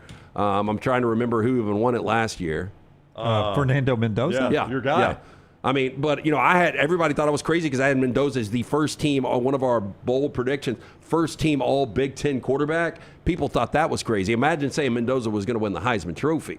And then go back the year before, it was another transfer in Cam Ward. So I don't think that guy's been identified. That was Travis Hunter 2 years ago, right? Cam Ward's runner-up. Yeah, he was runner-up. Lance is right when he says probably the hardest thing we try to do on the show is in the preseason identify the Heisman Trophy winner. But that never stops me. So I'm going to say buy. I'm going to buy Arch Manning winning the Heisman Trophy at Texas. But you did it last year. You might as well do it again this year. Yeah, that's true. I'll be right at some point. You keep saying it. Do you think the name hurts him or helps him in the long run? Helps. I think it helps because it's going to get Eli in the Hall of Fame. I mean, you keep saying you're right about that. I think it helps because people watch him closer. I think voters watch him closer. I think he gets the benefit of the doubt a little bit on things. I don't think it's a heavy mantle. Well, I think it's more of a benefit. And I don't want to. This is not a knock on Arch. If he wins it, he deserves it. But I think when you look at all of the Mannings and what they did for college football, from Archie to Peyton to Eli, and a lot of people going back to 1998 or 1997 and saying Peyton got completely ripped off. If it's close, Arch will get the benefit of the doubt. I think the Mannings are largely beloved. Like, do you know people that just hate the Mannings? No, but there are people that do what we do for a living who just want to be contrarians or mean or sure. Have hot takes. You called me one of those yesterday, but I am legitimately, I am my opinion. But again, if Arch is deserving, or if it comes down to one or two, I think Arch will get the benefit of the doubt because, to your point, they are the first family of football. I think they're the first family of football. I think, by and large, the Mannings are beloved, and I don't think it hurts him that his last name is Manning. I think it only helps him. I do think there are some people, though, that because the Mannings are the first fatigue. family of football, They get tired of the Mannings. But I think that hurt Travis Hunter. I think people got tired of Deion Sanders, and that hurt Travis Hunter a little bit. So there's always going to be something, not always. A lot of times there's going to be things working against you. I mean, that's what works against you as the Heisman favorite, I think, when you're the Heisman favorite in August. That's right. Those of us that do this for a living, we spend a lot of time knocking that person Picking down you apart, in September and October. By the time you get to November, there's a new darling that has moved up the ranks. Athlon, Stephen Lassen, Kyle Wood. Jaden Baugh leads the SEC in rushing. I think he is now the running back at Florida, if I'm correct. That is correct. I am going to sell again. You know, Ahmad Hardy would have been your favorite if he didn't get shot at a concert. By the way, Ahmad Hardy walking and doing PT 3 times a day at the physical therapy place back in Como. So he's progressing. I feel like, I mean, we had an Alabama player, different circusance, was Brian shot Robinson, and played the next week, right? And I'm not talking about Brian Robinson. I'm talking about who was a defensive lineman. But he played the very next week. Was it Brandon Diedrich? Is that who it was? Maybe. Yeah. But with all that said, I do think Hardy will be back. There's going to be so many freaking good. I think Hollywood Smothers is a guy with that balanced attack. Will make a run. I mean, there's just Lacey. Oh, wait a minute! Don't steal mine, Jim, because I'm selling. Because Kejuan Lacey, last I checked, is still playing for the Ole Miss Football Rebels, if I am not mistaken. So Kejuan Lacey is going to be your leader in rushing this coming football season. It's not going to be an Alabama player? It is not going to be an Alabama player. Would that be shocking? It'd be a bit shocking, yes. But I am selling that it will be Jaden Baugh. Is that who? Is that what he said? Yeah, I'm selling on Jaden Baugh there. Yeah. The folks at Athlon making this prediction that no coaches will lose their job in the SEC. No coaching changes for the second time in 3 years. I think there are only, I mean, I say there's only 2 that are in play. And I don't know if you guys would agree, in Shane Beamer and Jeff Lebby possibly. I mean, if Lebby was to go 0-8, that would put him at 1-23 in 3 years. I could see Venables in play. I mean, it would take a bad record, but if Scott will throw you up, Scott, if you could throw up Oklahoma's schedule when you get a shot. Well, I was going to say Heupel. Like if Heupel had a completely 5-7 fallout. I mean, look at Oklahoma right there. What number? First of all, what number do you think it would take to get Venables fired? 6-6. 6-6. Yeah, and I don't see 6 losses. All right, Michigan is 1, Georgia is 2, Texas is 3, and now you're off to a bad start. Ole Miss, Texas A&M, those are losable games. There's 5 right there. Yeah, but you can't find a 6. Well, I mean, if you got 5 losses, that's how you get fired. You lose to Florida and Missouri. Yeah, you drop one you're not supposed to drop down that stretch right there. No chance. No chance. But if they do, if that happens, if they're 6-6, yeah, he's in play. But I think realistically, the only guy, because Mississippi State does not want to reset again, is Shane Beamer. So you're buying or selling? I am going to buy. That there are no changes. Just because the ups and downs of Shane Beamer in South Carolina and Lenore Sellers didn't play well last year. So 1-7, change OCs. I think they're going to be a little bit better, so I think he'll survive. Yeah, I'll sell. Brooks says quickly in the chat, Venables buyout's 26.2. That's not that bad. Oh, that's nothing. Yeah, that's nothing in this world of college football. I can't believe that's the guy outrageous you went when to. Gus Malzahn got less than that. Yeah. Well, I just went to it to add to your list. I mean, I'm not saying he's the most likely. I agree you've got the 2 most likely, but I'm saying that is at least somewhere in play right there. Well, I mean, if Pete Golding goes 1-7 in conference. Well, yeah. Three quick ones here. Auburn goes bowling in their first year under Alex Golish. God, I mean, I'm going to buy, but boy, that is not a high bar it's not at all. My God, if you can't go bowling in year 1, you got problems. But they were 5-7 last year. They're going to be better this year. I'm definitely buying. Yeah, I'd buy this too. Auburn schedule, you got that? Let's just. Baylor's a tough one. Should open 4-0. Should beat Southern Miss. You're giving them Florida, okay? Well, I mean, they're going to be favored. I mean, for whatever that's worth. Yeah. So I'm getting to 6.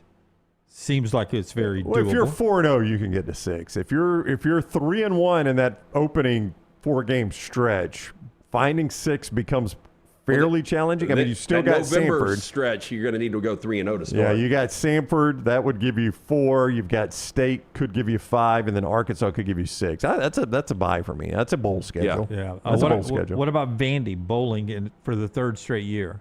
You buying again? I'm going to buy again. Yeah, I mean, I think a lot of buy-in from you in this segment. There is a commitment to, I don't want to say excellence when it comes to Vanderbilt football, but there is a commitment to football coming off their best season ever. And Clark Lee's done a really good job there. Now, you open that NC State game becomes a massive swing game. Austin Peay, I feel good. Delaware, I feel good. Arkansas, I feel good. I feel good about Kentucky. I feel good about Mississippi State. Yeah, it's going to be tough. There's 5 losses on there. Yeah.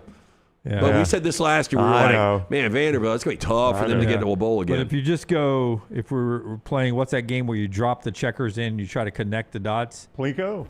Connect 4. Connect 4. Yeah. You can connect 5 here with Austin Peay, Delaware, Arkansas, Kentucky, Mississippi State. So there's 5. right. Now in the others, you've got to find at least one more to get to a bowl game. NC State, like you said, LT, Auburn, Georgia, Ole Miss, Alabama, Florida, Tennessee. Yeah. And I'll just go NC State because they are going to be favored in that game. Problem is Auburn on the road, Georgia on the road, Florida on the road. You do at least host Alabama, but there again, for Vandy, that's not that big a deal. There'll be more Alabama fans in that game than Vanderbilt fans. At the end of the year, there'll be more Tennessee fans there than Vanderbilt fans. So home and away on Vandy really is less important than anyone else. Okay, last one, LSU makes the playoffs. I'm selling. Oh, I hope you're right. Well, you can go ahead and buy if you want. Let's see that schedule again. LSU. It's really, really tight. It's 9-3 or 10-2. So they're going to have to be 10-2. I see.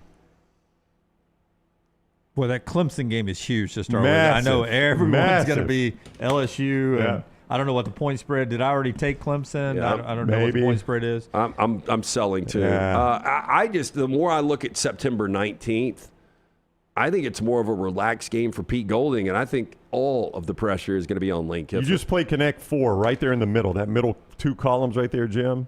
Those 4 games make or break them. Ole Miss, Texas A&M, Alabama, Texas. Yep. I know they don't play them consecutively. For those that are listening, not watching, they're months apart. But I think that's your 4-game stretch that will determine whether they're a playoff team or not. Now, and you can't drop anything else, obviously, but they got to go at least 2-2 in those 4 games. Ole Miss. At Ole Miss, host Texas A&M, host Bama, host Texas. Good news is, I said host a lot right there. A&M, Bama, and Texas come to your place. It's bad news for Alabama. They almost never lose in Baton Rouge. But well, the big problem for Brian Kelly was starting 0-1 3 consecutive seasons. Now, ironically, he gets off that last year against Clemson and loses his job in season. But that's one of those games. If they're behind the 8 ball, to your point, Dunaway, if you lost that Clemson game, watch out, man. It really becomes difficult because the margin of error, you've got one other slip up with a really difficult. And let me tell you what. what. You lose the Clemson game, going to Ole Miss, that's like pouring gas and then throwing multiple matches and then a hand grenade. I'll tell you what. That's a lot of things. What was it? The Bouncy Lucy or whatever it was yesterday. That Bouncing Betty. Bouncing Betty. It's a Juicy Lucy. That's the burger. That Tennessee game on the road, Jim, after you've played Bama and Texas back-to-back, that is a tough road trip right there. I don't know how good Tennessee's going to be. I'm just saying having to do that right after Bama and Texas, a back-to-back Good week. enough to play with LSU. No doubt, yeah. So thank you to our friends at Athlon and Stephen Lassen, Kyle Wood with some of those SEC storylines as we're 101 days out in our Innisfree countdown. The show being brought to you by our friends at Johnston RV Center, johnstonrvcenter.com, Browning. I-65, exit 304 in Coleman. 334 Indicator is where you find Johnston RV Center. One thing we love doing every month on this show is announcing their salesperson of the month. Oh, look at the belt, the championship belt. The belt this month goes to Zach Bowling. Zach Bowling, salesperson of the month for April. He's up at the Coleman store. So congrats to Zach. Look at him holding that belt, and it looks like a little envelope under that belt. So I'm sure Zach's wife or Zach's family appreciated him winning that belt. Zach Bowling, salesperson of the month right there for Johnston RV Center, I-65, exit 304 in Coleman. Zach Bowling will knock all the pins down every time to make sure your RV has a spare. That's actually pretty good. I-65, exit 304 in Coleman, where you'll find Zach, 334 in Decatur, where you'll find some other guys we've announced as salesperson of the month. That is Johnston RV Center. They got a bunch of fifth wheels right now because those things are super popular, but they've got more than 300 other than fifth wheel RVs, right? And it's all right there at Johnston RV Center. You can see it online, johnstonrvcenter.com. And we continue now for about 5 years up here on show number 1200 today, our relationship with friends at Roback, roback.com, promo code TNR20. And we have an unboxing. We do, yeah. Oh, you got the box in here now. I do, yep. All right. You going to pick the box up There one we hand? go. Look at that. Look at that right bicep there. Flexing, picking that big box up with one hand. Jabbing his, is that a pin? That's a pin. That's a pin. Yes. Yeah. All right. Okay. Tape is so I went consistent product. I'm the only one that got something different. You guys will see why. You've been pushing the K9 That's right. item. Yep. Okay, so first up is the, let's see what we got here. I'm going to put it on this table. Yeah, put it right here. There you go. Oh, yeah, we can do that. Put it right there.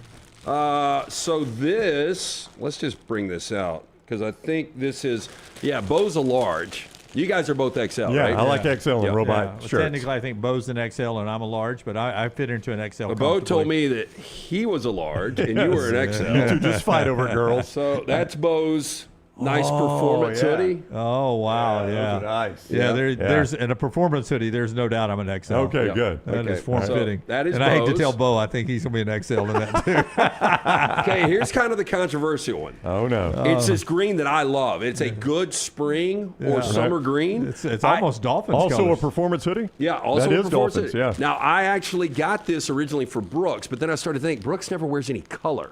So I don't know if one of you two guys. I mean, it's not a shot. Yeah, as Jamie just saying Johnson once said, you should see Brooks in color.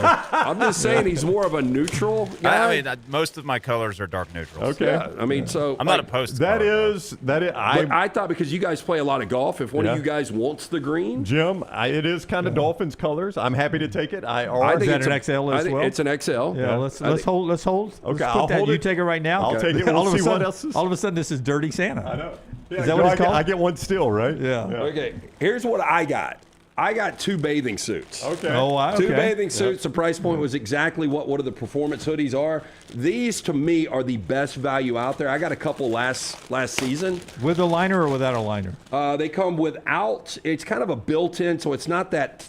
Oh, yeah. Not I that like netting. that. Oh, yeah. I like it's, that. It's got a great drawstring. It's got the actually sewn-on rowback. Oh, yeah. But look at that. I got me some Hammerhead Sharks. I see that. Yes. It's a great quality $54 bathing suit. Oh, wow. Yeah, so That I is got good. some of these last year. So not only did I got sharks, I got seahorses too. All right. So excited about getting those out. Not to get too personal, but that seems Wow. to be a little large for you. Those No, swimsuits. XLs. Speaking for Maddie, they want those a little tighter. I don't want to show my meat off. So. Okay. It's not New York, but Okay, these are kind of boring because I knew what their colors were. But Scott and Tyler both are getting black performance hoodies. All right. I know they like their black. Well, they do. And Scott's a big Falcons fan, so and that's, they're both larges. So. And White Sox, Falcons and White Yeah. Sox. Scott, it's your team color of choice. Whoa. Scott, Let's go. you good There with you go. that? Yeah, Yeah. absolutely. And you guys won last night because you didn't watch the game. Tyler, you good with I black? I did I'm watch. good with black. I'm usually wearing black. I've got Like 2 today. more colors coming up. All right. One is, they're both XLs. All right, So you 3 are going to have to pick from these 3. Okay. The next one up is a different kind of blue than the one that we did with Bo. This is a darker, I forgot the exact color they call this. Oh, that's going to it's be just Maverick. a deep navy. Maverick blue is what I would call It's a that. deep navy. Okay. So anybody, Sure call, Jim. obviously. Yeah. I like that one right You now. want that Brownie. one? Yeah. Okay. Either way. All Either right. way. Well, here, you Okay, and hold then this. finally, I've got a extra large silver. Okay. That's, a great neutral, great light color. Yep.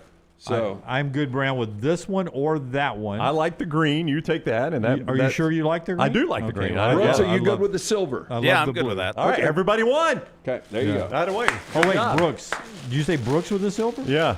Brooks, you work so hard, man. If you would prefer the blue, I like the silver, Brooks. to put a little color I in don't your care life. either way. You choose. Okay.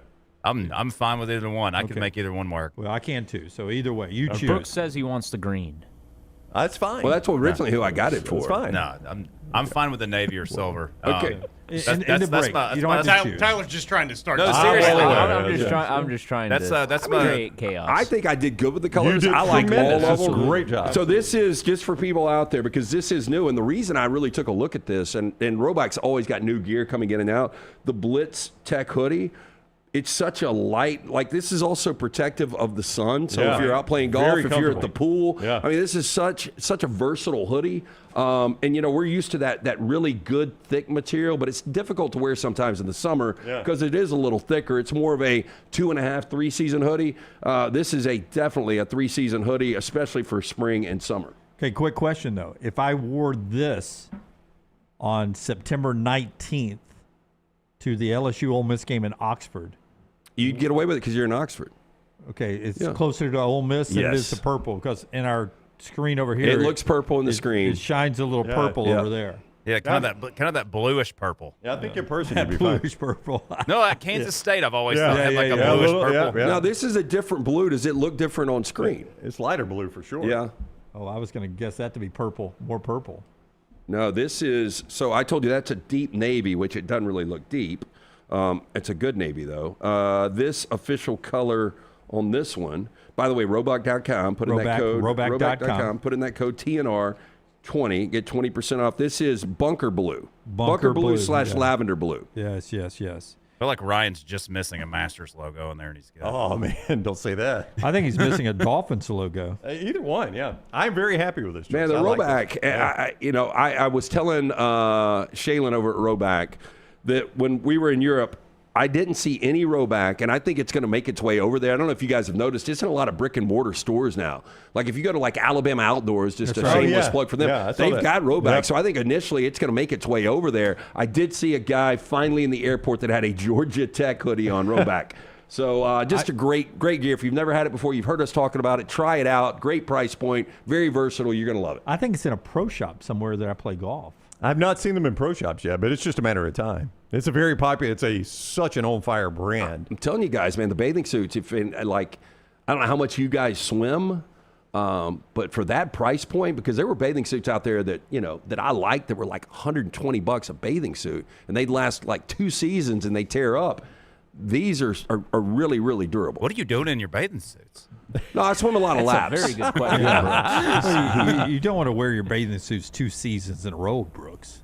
I've got a bathing suit that I've got a Columbia brand bathing suit I've had since I was in college. Yeah, no, most with that I've got the same waistband board will, shorts I bought on my senior trip after high school. You know what I'm talking about? That band will rot just because of being in the water a long time, sun, whatever it is. But a lot of those bands do rot. You must be in the water a lot longer than Brooks and I. Yeah, that's another separation between behind the glass and in front of the glass over here is we don't wear bathing suits in back-to-back seasons. That's just that's a little tacky. It's bad. Big gauche.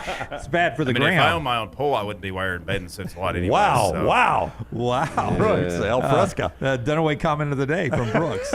You won the award. All right, Roback.com, promo code TNR20. Thank you to Lance, Uncle Lance, for setting everybody up with the gift there with our friends at Roback, Roback.com, TNR20. I am prepared already for Bo to come in and say, hey, man, you want to switch? No. Just put it in there on his chair. He specifically told me. I was like, That's Bo, right. I think you're a XL. And he's like, I'm a large. I'm a large. Yeah.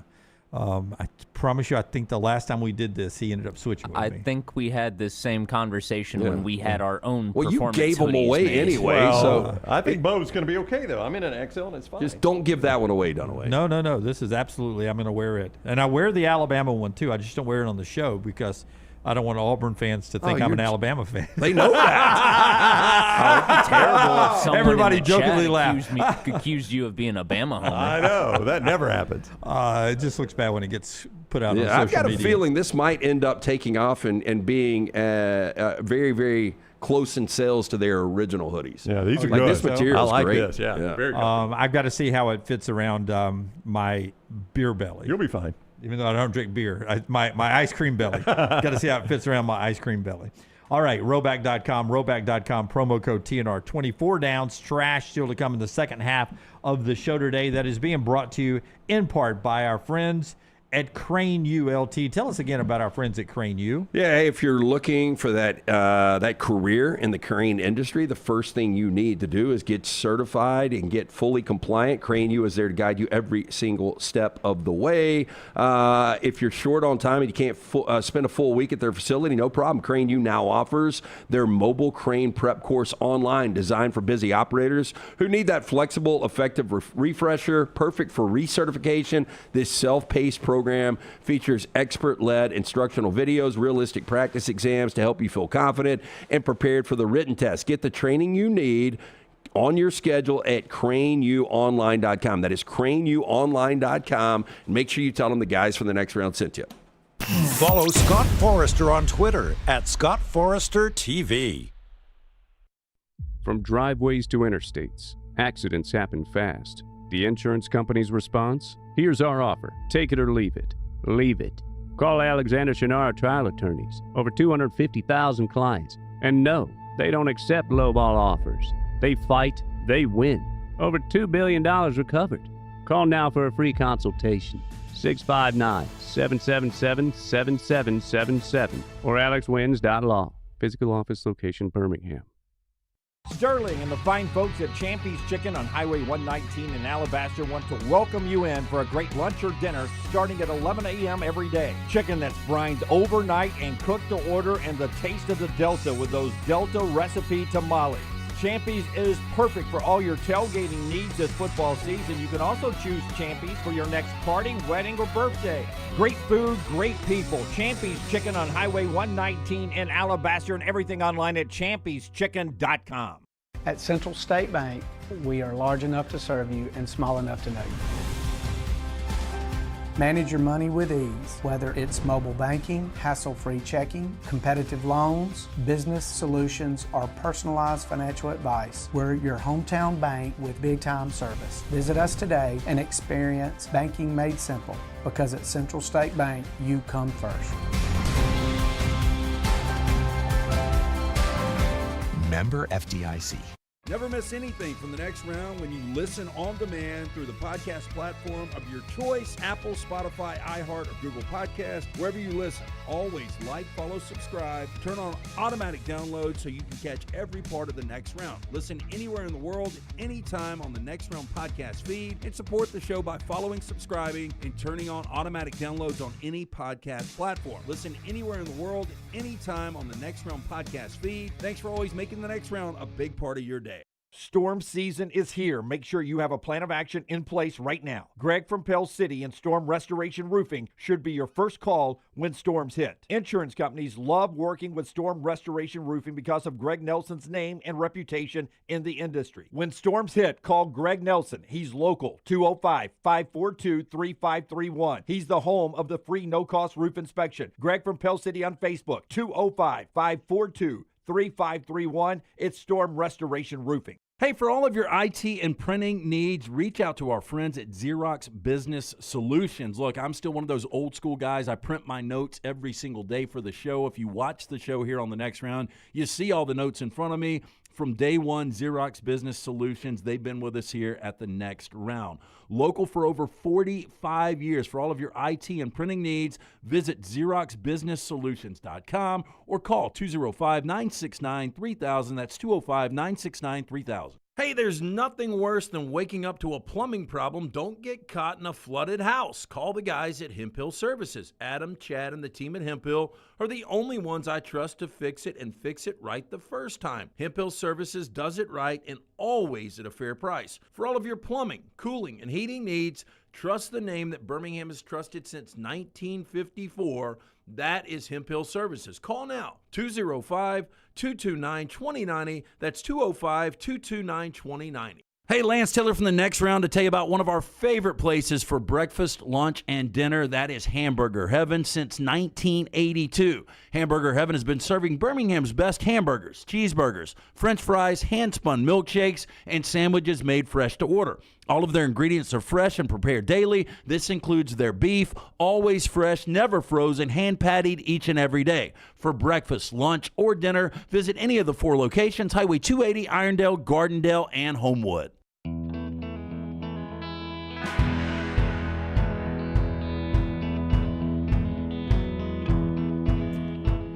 The more Charles Huff is in front of a camera, the more I like the guy. He's the new Memphis head coach, longtime Alabama assistant, who has worked his way Marshall, Southern Miss, Memphis very quickly.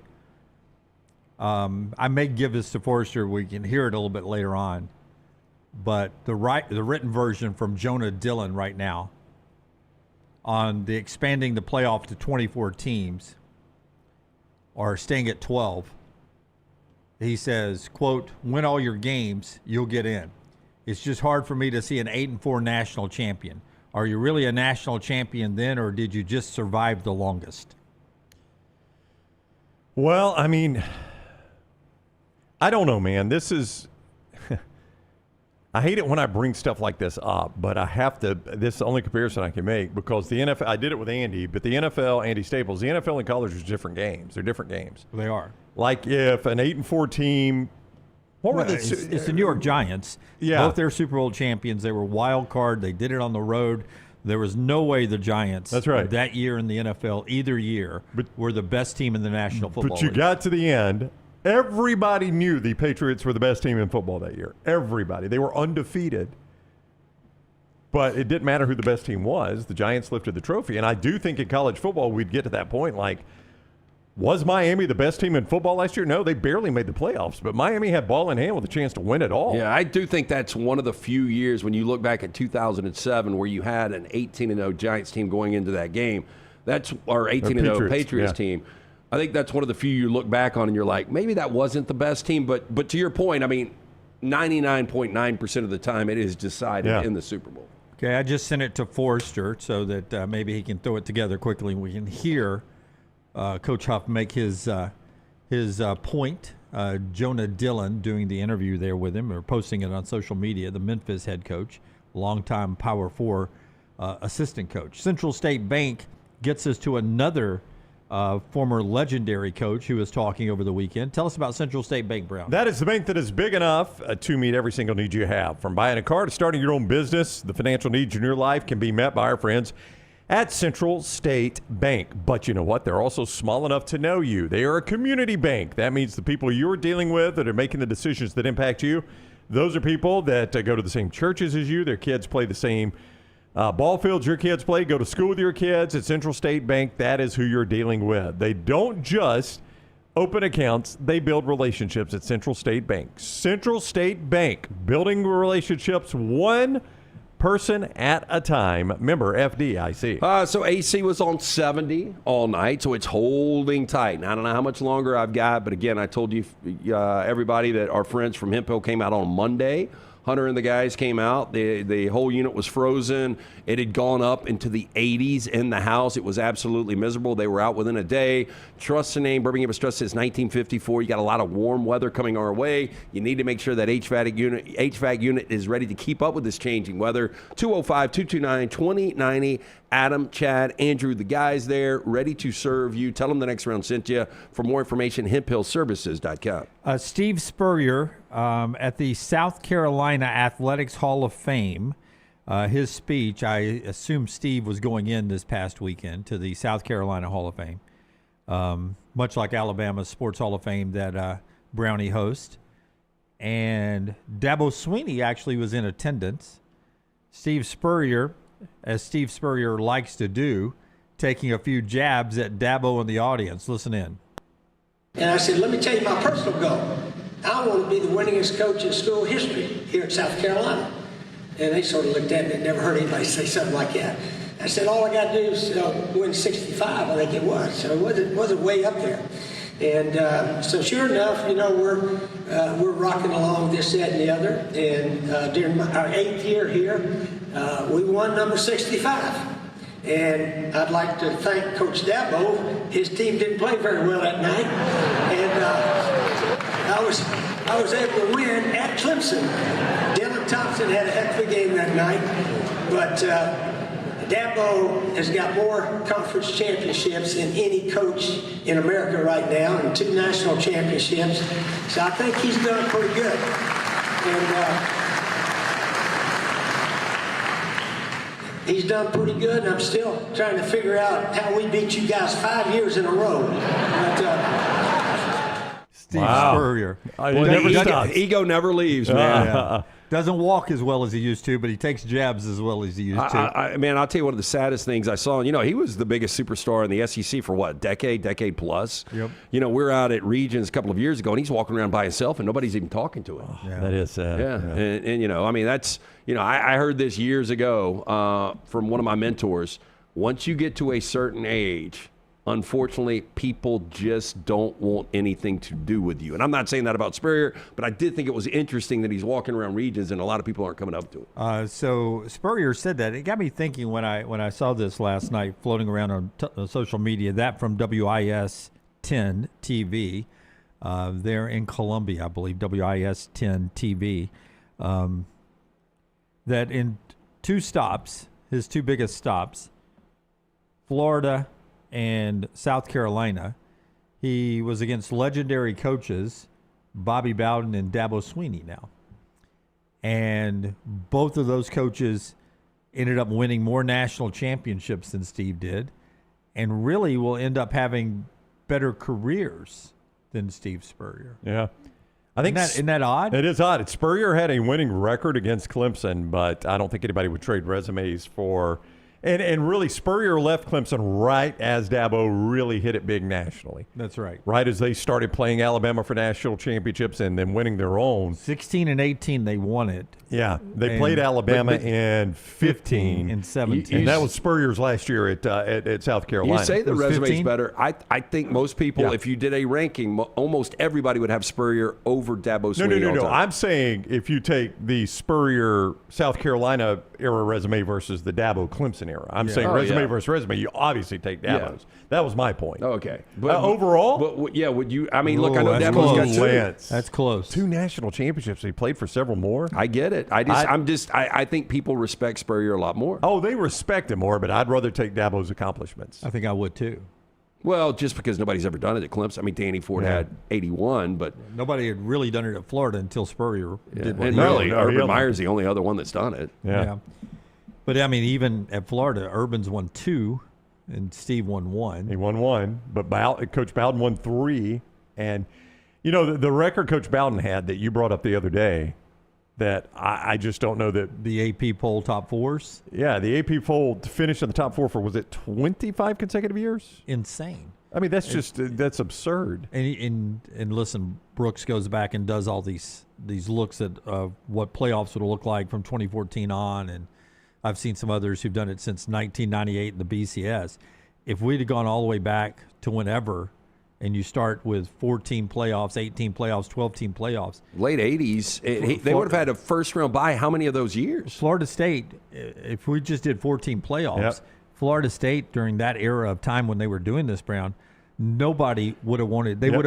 Bobby Bowden would have been what Nick Saban was, I believe, in a 14 playoff, that Bobby Bowden would have had a one-loss team in the playoffs, and nobody would have wanted to play them. The only year they would have missed was 94. So it's top 5 finishes, 14 straight seasons, 87 to 2000. So a 4-team, the only year he misses 94, they finished 5th. They were awful.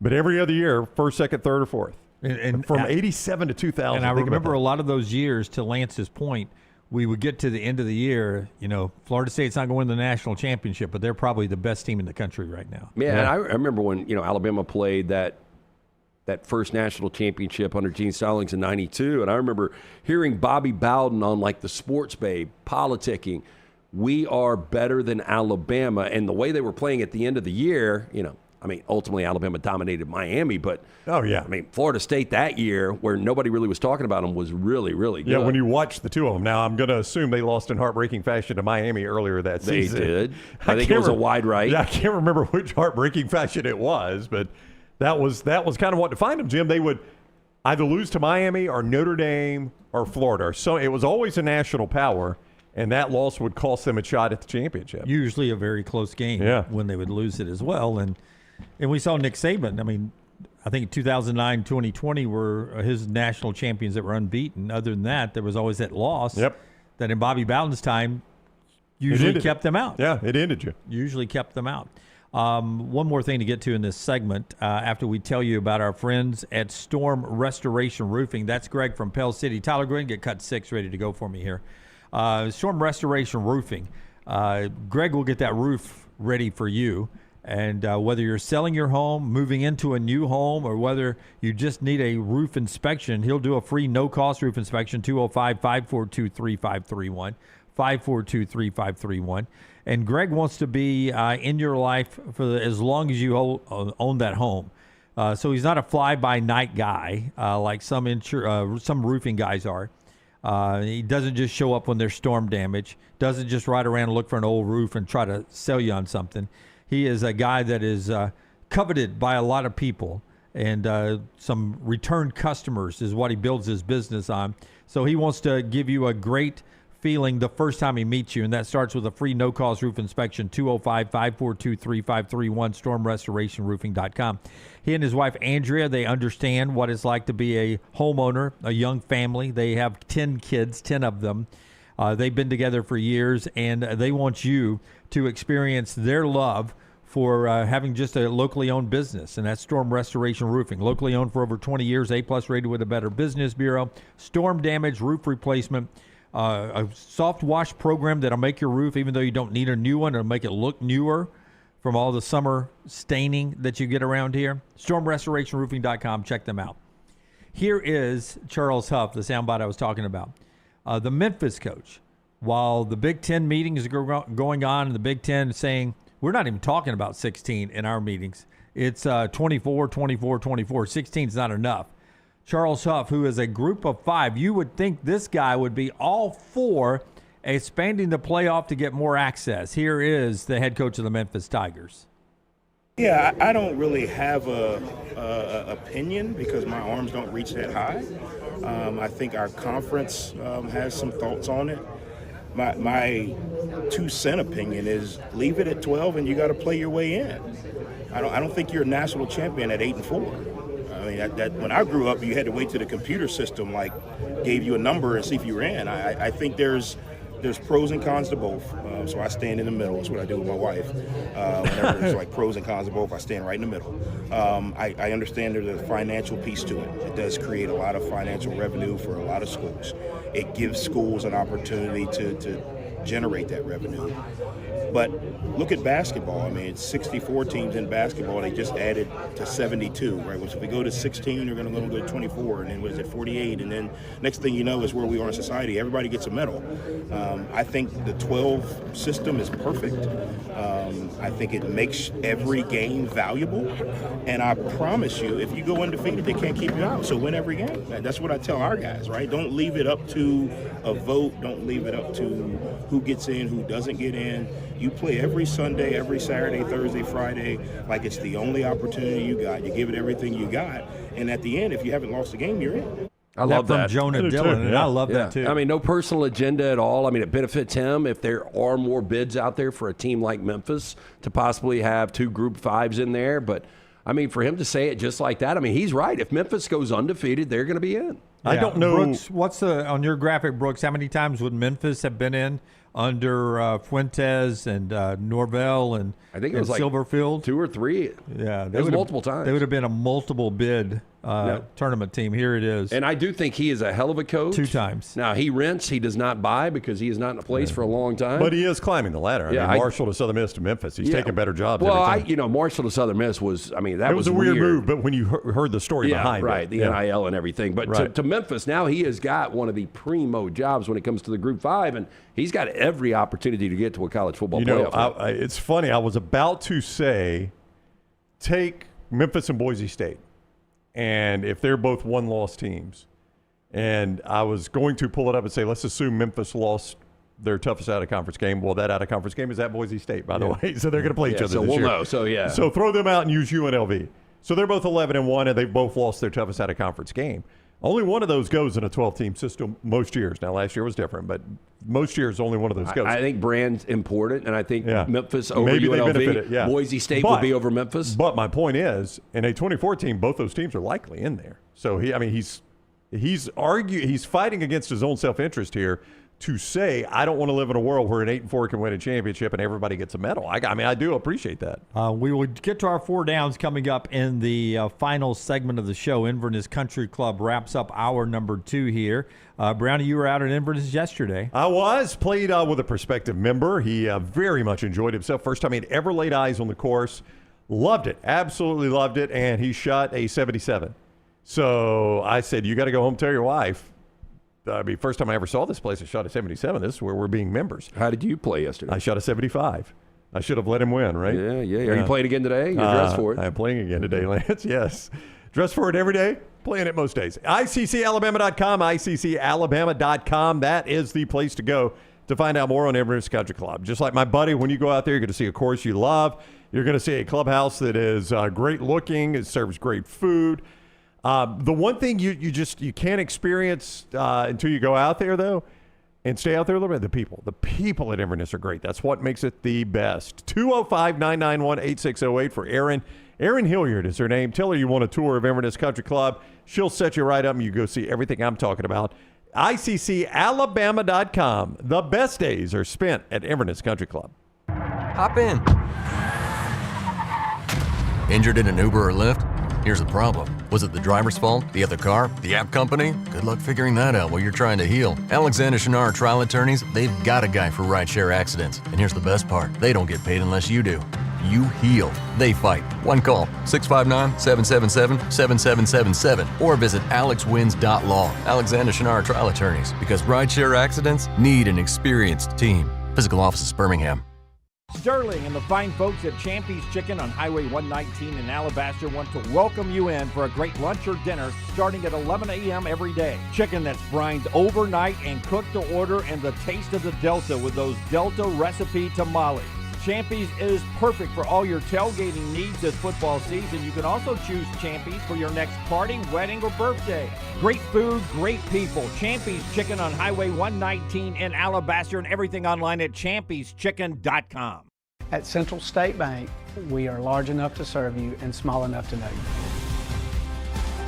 Manage your money with ease, whether it's mobile banking, hassle-free checking, competitive loans, business solutions, or personalized financial advice. We're your hometown bank with big-time service. Visit us today and experience banking made simple, because at Central State Bank, you come first.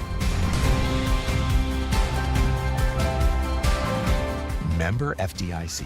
Next Round shirts, Next Round hoodies, and Next Round hats are all in one place. NextRound.store. Find your favorite piece of gear from your favorite show and put it in your rotation. You never know. You might be in one of our videos showing Next Round gear being worn all over the world. Find all your favorite Next Round gear by visiting NextRound.store. Place an order for you and that big Next Round fan in your life at NextRound.store. Look your best at work, at school, at the stadium, or anywhere you go wearing Next Round gear from NextRound.store.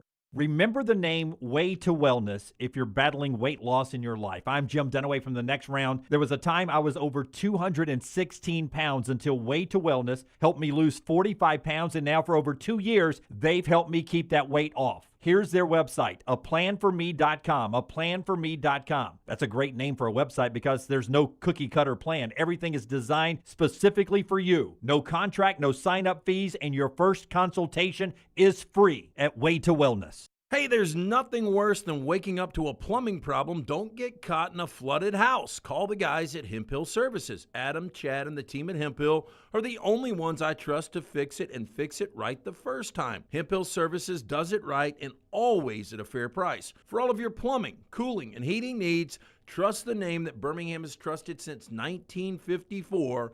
That is Hemp Hill Services. Call now, 205-229-2090. Stop by the New York Butcher Shop and pick up the finest in certified Angus prime beef steaks and burgers, premium pork chops, ribs, and all-natural chicken cut to order just for you. Their chef-prepared entrees and side dishes are the perfect dinner-to-go choice for your family and are ready to heat at home. With a great selection of fine wines and desserts, the New York Butcher Shop is your one-stop dinner shop. 2 locations to serve you, Cahaba Heights and on Highway 119 in Greystone. The New York Butcher Shop. Rare quality, well-done service. Storm season is here. Make sure you have a plan of action in place right now. Greg from Pell City and Storm Restoration Roofing should be your first call when storms hit. Insurance companies love working with Storm Restoration Roofing because of Greg Nelson's name and reputation in the industry. When storms hit, call Greg Nelson. He's local, 205-542-3531. He's the home of the free no-cost roof inspection. Greg from Pell City on Facebook, 205-542-3531. It's Storm Restoration Roofing. Jim Dunaway, Lance Taylor, Ryan Brown. The Next Round, presented by Bud Light, is on now. And it's brought to you, our final hour, by our friends at Champy's World Famous Fried Chicken, champyschicken.com, Highway 119 in Alabaster. Get by and see Sterling and the crew. There's that wonderful looking man who is standing next to Sterling. That's me. Sterling is there, and he is brined that chicken overnight, and he opened the doors about 2 minutes and 52 seconds ago down at Highway 119 in Alabaster, the same location he's been at for 11 years now, and he's curated an unbelievable atmosphere inside to enjoy the great Southern foods, including the deep-fried, brined overnight, juicy-to-the-bone Southern fried chicken, the hand-cut chicken fingers, the Mississippi Delta recipe tamales, the po' boys, the sausage, cheese, and pickle plates. They got it all for you there. In-house made sides, in-house made desserts. It's Champy's Chicken, Highway 119 14 in Alabaster. Let's see what I want to do next. This is interesting to me anyway. Lincoln Riley, talking to CBS Sports, said, "Do you remember how upset people were when Caleb Williams followed me from Oklahoma to USC?" I don't even think about it, honestly. Were people that upset? Oh, yeah. He was there were people upset about that. Like, I've left Oklahoma to go to USC, and now I'm taking away their future starting quarterback, Caleb Williams, and bringing him to USC. Didn't Oklahoma just turn to Jalen Hurts? Was that the order? Okay. No, Jalen was there with Lincoln. So Lincoln left and Caleb went. Yeah. And then Oklahoma started Jalen Hurts, right? Am I wrong? No, Jalen was played under Lincoln. Yeah. Yeah, so he couldn't have been left behind. Quarterback play got All right, bad go ahead. once Lincoln Riley left. Okay, go ahead. So Lincoln Riley tells CBS Sports, "Remember how upset everybody was when Caleb Williams followed me from Oklahoma to USC? Now it's no big deal when 30 players leave Iowa State, including their quarterback, to follow Matt Campbell to Penn State, and all those players leave James Madison to go to Indiana. That it's now the thing everybody wants to do." I took one player from a guy who I recruited and to Oklahoma, and he wanted to play for me, and I went to USC, and everybody went bonkers that I took Caleb Williams with me to USC. And now 30 players can leave Iowa State with Matt Campbell and go to Penn State. And that's just normal. It's just what we expect now. Yeah. And that's a pretty quick window, how times have changed in that quick of a window. And what's funny, it's a bit apples and oranges here, but when the old boy that got the Oklahoma State job is leaving North Texas, we even talked about it. It's like probably a little bit of the reason he's getting it is Drew Mestemaker, his quarterback. Package deal. Yeah. Package deal. Like I'd hire him so I could get Drew Mestemaker. And now, hey, let me take you one step further to use Oklahoma, by the way. It happens on the coordinator level. Like Ben Arbuckle and his quarterback. Ben Arbuckle was a coordinator, and his quarterback go in a package deal. Yeah, Arbuckle went first, and Mateer followed. Yeah, it's not even a head coach deal anymore. This happens at the coordinator level. So you're right, that is weird. I thought that was a really funny statement from Lincoln Riley, or ironic statement that people used to get all upset. It's like the Nick Saban contract at Alabama. People got so upset about $4 million a year. Oh, I know. And you can't find a coach making $4 million a year. He's a coordinator if you do. Yeah, insanity. By the way, baseball continues at the Hoover Met, the SEC baseball tournament all weekend long. Mississippi State leading Missouri 4-2 in a game that matters more for Missouri. They need to win it all to make the NCAA tournament. Mississippi State's comfortably in and hosting a first-round game. I don't know how much upward movement they would have, but they're winning right now. Auburn plays tonight against LSU in the late game, scheduled to start at 8. Auburn's a super host, so they would host the first 2 rounds all the way to Omaha at Plainsman Park. Regardless of what happens, LSU's trying to win it all just to make the NCAA tournament out at Hoover. Alabama plays their first game after a double bye tomorrow at Hoover. You can still get your tickets through the SEC Sports website and the app with the folks at the SEC tournament out in Hoover. Baseball last night, James Wood did something that usually you only see in Little League. He had an inside-the-park grand slam for the Washington Nationals. He got around the bases at 15.15 seconds. Home plate to home plate in 15.15. That's pretty good. Yeah. Pretty amazing. Factoring in the turns. Multiple inside the park grand slams in this century, but I think the number is like 40 all time. And the Braves and Rays win again last night. Baseball happening throughout the day. Day games, getaway day here on this Wednesday. Baseball at the Hoover Met and all over the place. Enjoy that and get plays at lanceslock.com. Lanceslock.com. Back to football before we get to our 4 downs. Cut number 1, Tyler. And it's not really football, it's athletics, but it centers around football. This made headlines 2 days ago, and we're just now getting to it. This guy's the Iowa State athletic director, Jamie Pollard. And what's going on is the Big Ten official meetings are going on. at a resort that overlooks the ocean. I mean, just an unbelievable, beautiful resort. Did you by the see way. Stuart Mandel's tweet about that? Yeah. And next week the SEC will meet down at 30A, and they'll be at a nice hotel in Destin, and they'll have some fun meetings as well. But the Iowa State AD watching the SEC and the Big Ten flex their muscles. The Big Ten, one of the things they're discussing this week is self-governance. They want to pursue maybe governing themselves with their rules. The SEC talks about it all the time. There's been talk that the SEC and the Big Ten may one day decide to govern themselves. And that leads to Jamie Pollard, who is the Iowa State AD, part of the Big 12, saying this. It's frustrating because collectively the four conferences created the CSC, and we spent a lot of money. The four commissioners spent a lot of money creating the CSC. And so then to have two of the conferences not want to adhere to it is perplexing to me, because then it's like, well, why did we spend the money? If you didn't want rules, then why did you create this entity? That's what's frustrating to me. The same people that say they want rules only want rules if they don't apply to them. I mean, I said it 3 years ago.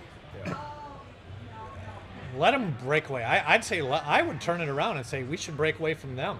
Let them go, but they have to go in all their sports and see how fun it is to play baseball and softball and track when it's just the 20 of you, and that's what I think we should do.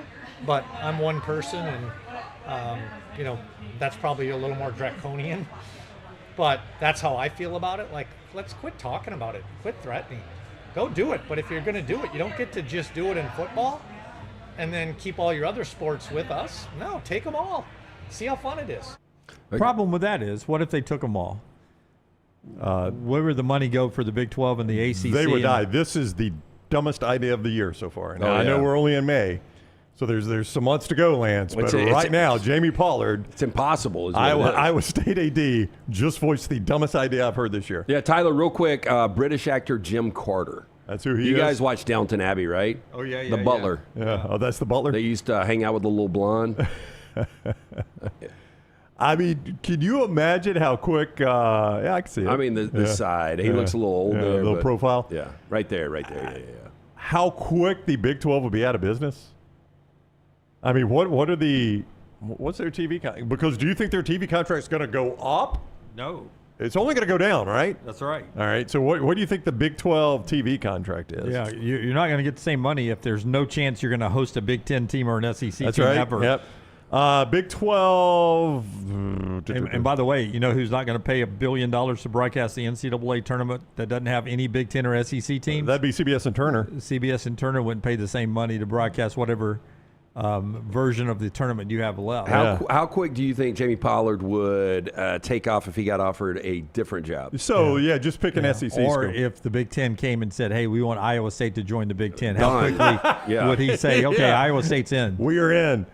Yeah, I can't find what the Big 12 gets offhand, which probably tells you something. Just assume it's 75% less. Yeah, I mean, so what is that going to be when you're not playing the same level as this? That's the dumbest idea I've heard. I can't really believe he said it out loud, to be honest with you. Hey, before we get to our four downs today, Alexander Shunnarah, trial attorney, is bringing you this part of our show. Yeah, Shunnarah.com. Shunnarah.com, that is the place to go for Alexander Shunnarah. Whatever you face legally, again, I know a lot of people think of Alexander Shunnarah, understandably so, as a personal injury attorney. I mean, he's recovered more than $2 billion for his clients. What you might not know is that he goes far deeper than that. Things like bad drug and device cases, storm damage cases, workers' compensation, employment cases, on and on and on and on at Shunnarah.com. In fact, more than 150 attorneys under their roof, 150 attorneys, 500 dedicated team members, making sure you are taken care of whatever your legal need. So, when you face any legal need, Shunnarah.com, Shunnarah.com, you do not pay a dime unless they win your case, Shunnarah.com. So we've played in England, NFL international games. We've played in England. This year we're going to Australia. We played in Brazil last year, right? Yes. Mexico City. Mexico. Germany. Paris. France. So we've done France. Have they already? I know they're doing it this year. Yeah, well, it's at least on the schedule. Okay, so if it's on the schedule this year. So England, Brazil, Spain. Australia, Spain. So do you see? So Dunaway, you were out when I did a hit from Germany, and I told Brown, I think this came up in conversation. It did. In all of the European cities, and I went to 11 different cities, I saw no NFL gear. I saw NBA gear a lot of places. So this we're going to have this impact internationally, and it's good for the brand of the NFL. Nobody over there cares about the NFL. This is just a money grab from Roger Goodell and the owners. I don't know if the owners like it anymore. We're going to expand because they said yesterday that you cannot protect any games. You used to be able to protect, 2 or 3 games, home games, right, for certain teams. You can't do that anymore. Every game's on the table, and it's funny, we don't consider Canada a different country, that we don't play any games in Canada. Do you notice that? We have. I mean, the Bills, they went to the Rogers Center. They and played at the Rogers Center, That- but it's not consistent. No. That's when they were splitting the home games, right? For a Yeah. couple of years, Yeah. they played But they some did games play in there. Toronto. Yeah. But as far as quote-unquote international games, the next country we're going to, did you see this announcement I have not yesterday? seen it, so you've seen it, right? I have not seen it. And we're going to 10 international games next year. Yeah. So eventually the goal is 16. Everybody plays one. It's weird that college football consistently does the Irish game, and the NFL, I don't think, is played in Ireland, and they've got that stadium right there that the college teams play in, so I don't know why the NFL's never done Ireland. Seems like a small stadium, but I understand. This is not in that direction, Brown. All right, where are we going? Japan. Of course. A lot of people in Tokyo. There are. I'm sure there'll be massive football fans. Next trip I want to take is Japan. I don't know if Yeah. you guys have any interest in going to Japan. Oh, yeah, it's not on the top of my list, but I'd like to I've one heard day, incredible things, but I don't think the NFL needs to be playing over there. I cannot believe the Rams and the 49ers. 49ers have to go over there, and they've got to play another international game. Mexico City. To go to Melbourne, a 17-hour flight from the California coast. Yeah, they play Melbourne and Mexico City. It's insane. 38,000 travel miles this year for the 49ers, by far a record. My friend Betsy, former neighbor, who has moved to Lincoln, she works for the University of Nebraska. They took a class trip to Tokyo this past year, and they were over there, 10 days maybe, and she talked about how clean. Oh, they roll out the red carpet. Food, everything is just spectacular in Tokyo. Yeah. She loved it. That gets us to our 4 downs today, brought to you by our friends at Central Alabama Asphalt. Central Alabama Asphalt. Yeah, Central Alabama Asphalt and Construction. They are the group when you ride around Alabama's roadways and you see people paving those roadways, there is a good chance, if it's one of those major state, federal government, municipal roadway projects, that it is Alabama Asphalt and Construction that is doing it. And that may tell you, like, hey, this is a big company. They got all the money they need. They don't need my smaller jobs. That is not the case. Could not be further from the truth. In fact, that is the type of company that they are. They have got an entire division dedicated to just the smaller jobs, like a driveway, a parking pad at your house, maybe a parking lot for a church, a community center, or a store, something like that. It's the same crews, the same client-oriented, quality-focused work, same quality, same no-excuse standards, all right there with Central Alabama Asphalt. Give them a call, 205-349-0910. 205-349-0910, centralalabamaasphalt.com. First down. Okay, which program gets to a college football playoff first? The ACC combination of Virginia and Louisville, or the Big 12 combination of Utah and Houston? I think I'd go Virginia-Louisville. I'm going to go the other way. I'm going to go Utah-Houston. Why so? I think Houston with Willie Fritz is on the come up. They could be a contender to win the Big 12 this year. I'm waiting to see Kyle Whittingham, post-Kyle Whittingham, Utah. Morgan Scalley, see if but they fall up. Usually a pretty good little program there, but it's been all Whittingham. It's hard for me to imagine Virginia being as good. Louisville's going to be good. You got to win your conference to get in automatically from these two. I'm going to go Utah-Houston. My problem here is with the Big 12, and the reason I went the ACC is the way Texas Tech is spending, it's going to be so hard to get through them. And BYU. And you would naturally say the same of Miami, except for the fact that two teams got right past Miami last year and played for the conference championship. And one of those was Virginia. So I'll go Virginia-Louisville here. I think I would go Utah and Houston. I don't know what to expect out of Morgan Scalley. I think he'll do a pretty good job there. I just think they're better programs right now. And To me, the Big 12, the stronghold is Texas Tech with their money for NIL. But if you look at the ACC, you've still got Miami, you've still got Clemson. It's a little more difficult to get there. Yeah. You would think Florida State at some point. You would think, but boy, we've been waiting for that for a little SMU. bit. Yeah, Pittsburgh. Second down. Okay, I'm going to give you who wins a national championship first. The Big Ten combination of USC and Oregon or the SEC combination of LSU and Texas? Who was the other Big Ten team in Oregon? USC and Oregon. USC and Oregon? Or LSU and Texas? I think I would go, well, gosh, I could see Texas and Oregon winning their conferences just this year. Yeah. So now I got to go with the other one. I think I would go LSU, Texas. I think I would too. Just the spending at both those places. Not that Oregon and USC are not spending. I think I would go with the Big Ten. I just feel something about Oregon this year with Dante Moore. I'm going to lean that way. But No, I like Texas and Oregon this year. In fact, it wouldn't surprise me. So it comes down to USC and LSU. I've got more faith in Lincoln Riley than I do in Lane Kiffin. I would agree. But Lincoln has not been able to get the ship righted at USC. I mean, Maybe he does he this has year. admitted, you brought up some of his comments, but in those same comments, he admitted this is the year. Like, it's time for us to get to a college football playoff. He knows. I think you were gone when we discussed the window being open. He made that comment a while back, and yeah, he said it's finally open. National championship window is finally open. Our championship window is open, and we were like, well, we've paid you now a total of $48 million. Should have been open year one. Kirk Zanetti, what did he do? Kick the window down? He didn't wait for it to open up. He just cooked it out. Did Clay Helton paint the windows shut? I mean, how on earth did it take 4 years to get a window open at USC? LSU, Texas for me, though. I'm going to stick with the SEC. Third down. The late Jimmy Stewart would have been 118 years old today. If I asked you, ultimately the better career, Jimmy Stewart or Rod Stewart? Boy, a young man in our supper club just graduated high school, and he plays the piano. And I was like, well, what's some of your favorite artists? And he threw Rod Stewart out there, and I was like, you may be the only 18-year-old that's a Rod Stewart fan. And he's like, I just like some of the lyrics, some of his old songs, and they weren't even the hits; they were just songs I'd never heard of. And now Rod Stewart is here. For me, I'm going to say Jimmy Stewart, but because I was never a Rod Stewart guy, but that guy is still playing in Las Vegas because I looked really quickly for his parents to see if they could take him to it. I didn't, maybe your parents don't Better even know hurry. you like Rod's Rod got to be in Stewart. his 80s. That's what I was going to say, but he does short run residencies in Las Vegas. Like it's Las Vegas for back like 5 weekends in a row, and then he's off to Rome, Paris, London, and he's back 5 weeks in Vegas. So he's still working every day. Yeah. And he's got to be 80-ish.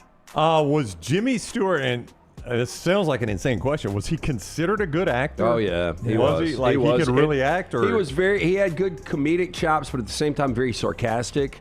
I mean, he was a major leading man for a while. I'm trying to see. I didn't look at his Wonderful accolades. Life's the only thing I know he did. I'm with you, Jim. I could not name one more movie other than It's a Wonderful Life. Which just to throw I'll some go out ahead, I'll there. go ahead and tell Tyler. Wait. Never seen it. Wait, didn't he do a Hitchcock movie where he's running from a plane? Yeah, North by Northwest. It's a Wonderful Life? Yeah, I've never seen it. Mr. Smith Goes to Washington is one of his big ones. I remember that. It's a Rear Wonderful Window is an unbelievable movie. Oh, I've Rear seen Window is incredible. Yeah, I've seen it 4 or 5 Got times. Grace Kelly in it too. Yeah, they did the terrible remake with Shia LaBeouf, but Rear Window is great. Is that a Hitchcock? Anatomy of a Hitchcock Murder. is Rear Window's Hitchcock. The Man Who Shot Liberty Valance did a little westerns in his time. I mean, I've never seen a Jimmy Stewart wasn't movie. he in To Kill a Mockingbird too? The Shootist.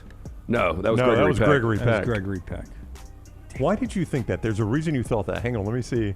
Who's the actor named for the question? Jimmy Stewart. Jimmy Stewart. Vertigo. What are you Another doing? great movie, I'm 1958. trying to think of how maybe Jim got him Oh, confused how with we got Gregory Jimmy Lee. Stewart. It was Gregory Peck. It was Gregory To Peck. Kill a Mockingbird. I combined Old black Gregory and white Peck movie, and yeah. Robert Lee. It was black and white. That's why he thought it was Jimmy Stewart. Yeah, I would go Jimmy Stewart. Yeah. Not even close to me, but I like Jimmy Stewart, and I never really cared for Rod Stewart. Yeah, I'm not a big Rod Same. Stewart fan, so I'd go Jimmy Stewart, I guess. Though I've never seen any of his movies, and I have heard Rod Stewart's music. 4th down. Forrester is going to love this one. Cher is 81. Ultimately, the better career. The other option. Cher or Kirby Smart? Definitely Kirby. You say that, man. Yes, I do say that. Yeah. I mean, look, I've never, I'm not a Cher person at all, but. Same. I mean, she's won a Best Actress Don't say Oscar. that about yourself. You just gave us all Roback. You're a good sharer. So she won an Oscar for what? I'm trying to remember. The Witches something movie. random. The Witches of Eastwick? No way. She's got. That was her and Bette Midler? Yeah. There's no way that She won an sold Oscar. over 100 million records. She's got 2 Grammys. She's got 3 Golden Globes. She's got a Primetime Emmy. I'm trying to find her Oscar here. She also Wonderstruck. Was that her? No, I think it was like something Moon. I think you're looking for Moonstruck. Yeah, Moonstruck. Yes. Yep. Yeah, what Alabama walks out of the tunnel to? Yeah. If you read Or Silkwood. Anthony Kiedis from Red Hot Chili Peppers biography, he talks about being babysat by Cher at the age of 14. Oh, how about that? Mm-hmm. I bet that was enlightening. What? Yeah, what she won 14 Best Actress for Moonstruck. What 14-year-old needs a babysitter? That Wait. sounds fishy. Yes. What? Wonderstruck Moonstruck, and that's the one she won Best Actor for. So thank you. Okay. But I mean, she was in some big movies, you know, Yeah. Silkwood, Mask, Witches of Eastwick, Moonstruck, Yeah. Mermaids. I mean, she's done I'm with a lot. Scott, not a huge fan, but I am going to have to go with her. That's a pretty good Yeah, career and right the, there. the Sonny and Cher show. How big Yeah. was that back in the day, It was Dunaway? huge back in the day. It was massive. I mean, Huge she back could in turn the back day. time. She could, if only she could. I would say, Scott, really good, though, off of that question. Would you do AI of Kirby Smart singing I Got You, Babe, with Nick Saban? That would be really good. I got you, babe. Yeah, and I think she probably was naked running around Studio 54 back in the day. Just assuming. I think she was she was one of the mainstays there. Yeah. So I think there was a lot of debaucherous activity going on in Studio 54, and I think she was probably right in the middle of it. Is she like the OG of like the residency in Vegas? Well, that was technically Wayne Newton. Wayne Newton, probably, yeah. I just remember always hearing about Yeah. her having like multiple residencies in Vegas You know, and so- making a ton of money off of So it. she's 81 today, but like the turn back time, Forrester, that you brought up, you remember the video? She did it on a battleship, and everybody was like, this is an old woman doing this. This is like 40 years ago. Yeah, she wasn't wearing a lot of clothes. She was not. That is Forrester's favorite, Cher, and our 4 downs today. When we come back, we'll get to trash. The show today being brought to you this hour by our friends at Champy's World Famous Fried Chicken, Highway 119 in Alabaster. Go by and see Sterling for lunch or dinner. When football season rolls back around in 101 days, it is a perfect place to pick up your tailgating food, whether it's high school football or college football. Or if you're watching the games on Sunday, open every day of the week. Right there on Highway 119 in Alabaster is champyschicken.com. Take the next round anywhere you go with official Next Round gear. Buy yours today at nextround.store. We interrupt this program for breaking news. From the gators of the litigation situation. Insurance companies have a playbook. I repeat, insurance companies have a playbook. Deny, delay, defend. They know which law firms will fold and settle cheap. They are not on your side. That's corporate greed at work. At Alexander Shunnarah Trial Attorneys, we fight back. We have the resources, the muscle, and the will to take them on. And you don't pay a dime unless we win. They fight dirty. We fight hard. Call 659-777-7777 or hit up alexwins.law. Physical office location, Birmingham. Sterling and the fine folks at Champy's Chicken on Highway 119 in Alabaster want to welcome you in for a great lunch or dinner starting at 11 a.m. every day. Chicken that's brined overnight and cooked to order, and the taste of the Delta with those Delta recipe tamales. Champy's is perfect for all your tailgating needs this football season. You can also choose Champy's for your next party, wedding, or birthday. Great food, great people. Champy's Chicken on Highway 119 in Alabaster, and everything online at champyschicken.com. At Central State Bank, we are large enough to serve you and small enough to know you. Manage your money with ease, whether it's mobile banking, hassle-free checking, competitive loans, business solutions, or personalized financial advice. We're your hometown bank with big-time service. Visit us today and experience banking made simple, because at Central State Bank, you come first. Member FDIC. Never miss anything from the next round when you listen on demand through the podcast platform of your choice. Apple, Spotify, iHeart, or Google Podcasts. Wherever you listen, always like, follow, subscribe, and turn on automatic downloads so you catch every part of the next round. Listen anywhere in the world at any time on the Next Round podcast feed and support the show by following, subscribing, and turning on automatic downloads on any podcast platform. Thanks for always making the next round a big part of your day.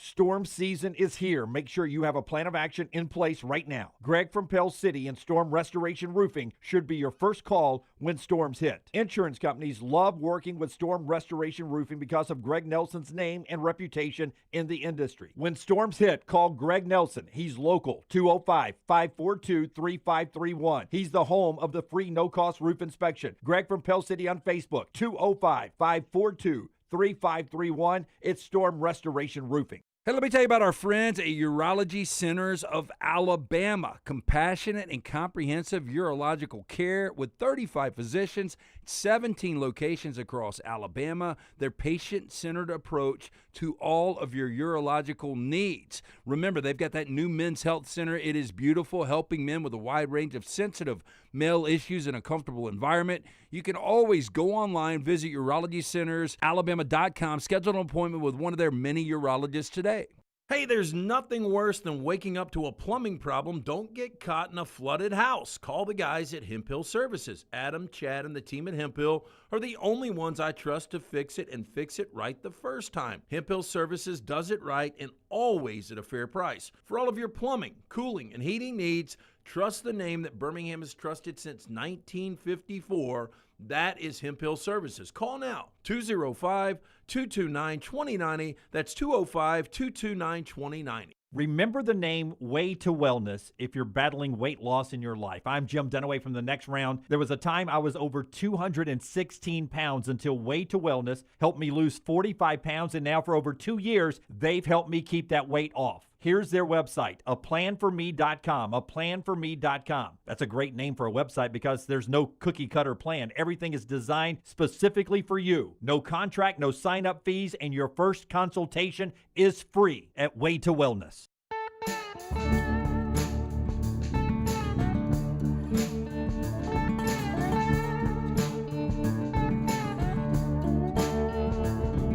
Don't forget, tonight you get Game 2 of San Antonio and Oklahoma City, 7:30 on NBC. Spurs lead the series 1-0.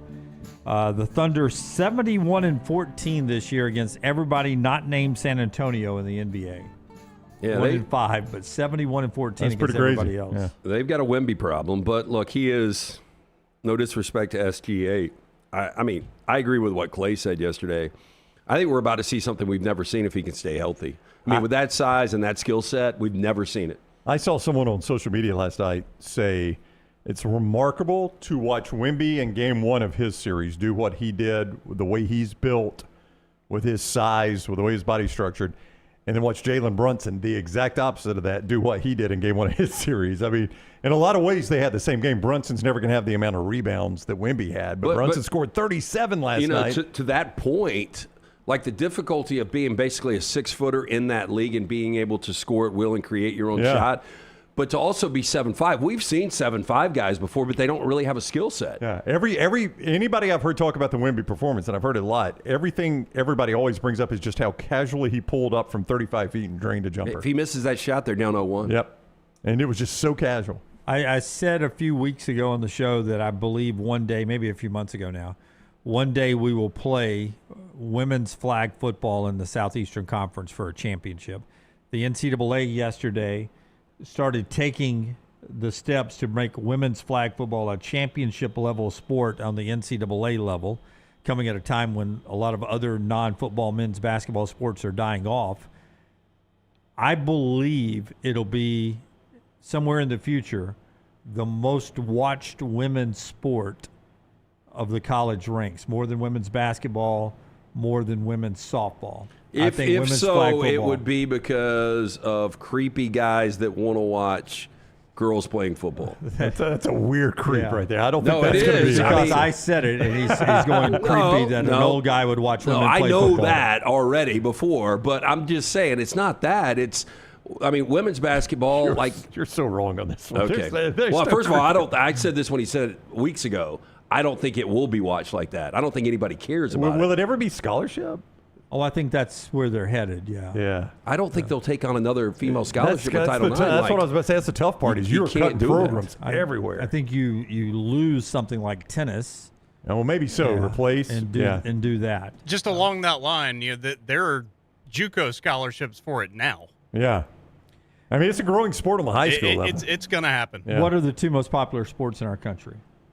Football, the NFL, and college football. Yeah. But much different when we're talking about flag. Like it is. Put it this way: like when we send NFL guys to play for a gold medal, do you guys have any desire to watch these guys play flag football? No. Yeah. No. Do you have any desire to watch women play flag football? Well, I don't. But I mean, they're not after me. I'm not going to be the audience that watches it. There are people that watch sports other than me. I don't have a desire to watch NBA regular season games, and they still exist. Well, what is that market? Yeah, I don't watch golf, but other people do. No, I get it, but what is the market for women's flag football? People will watch.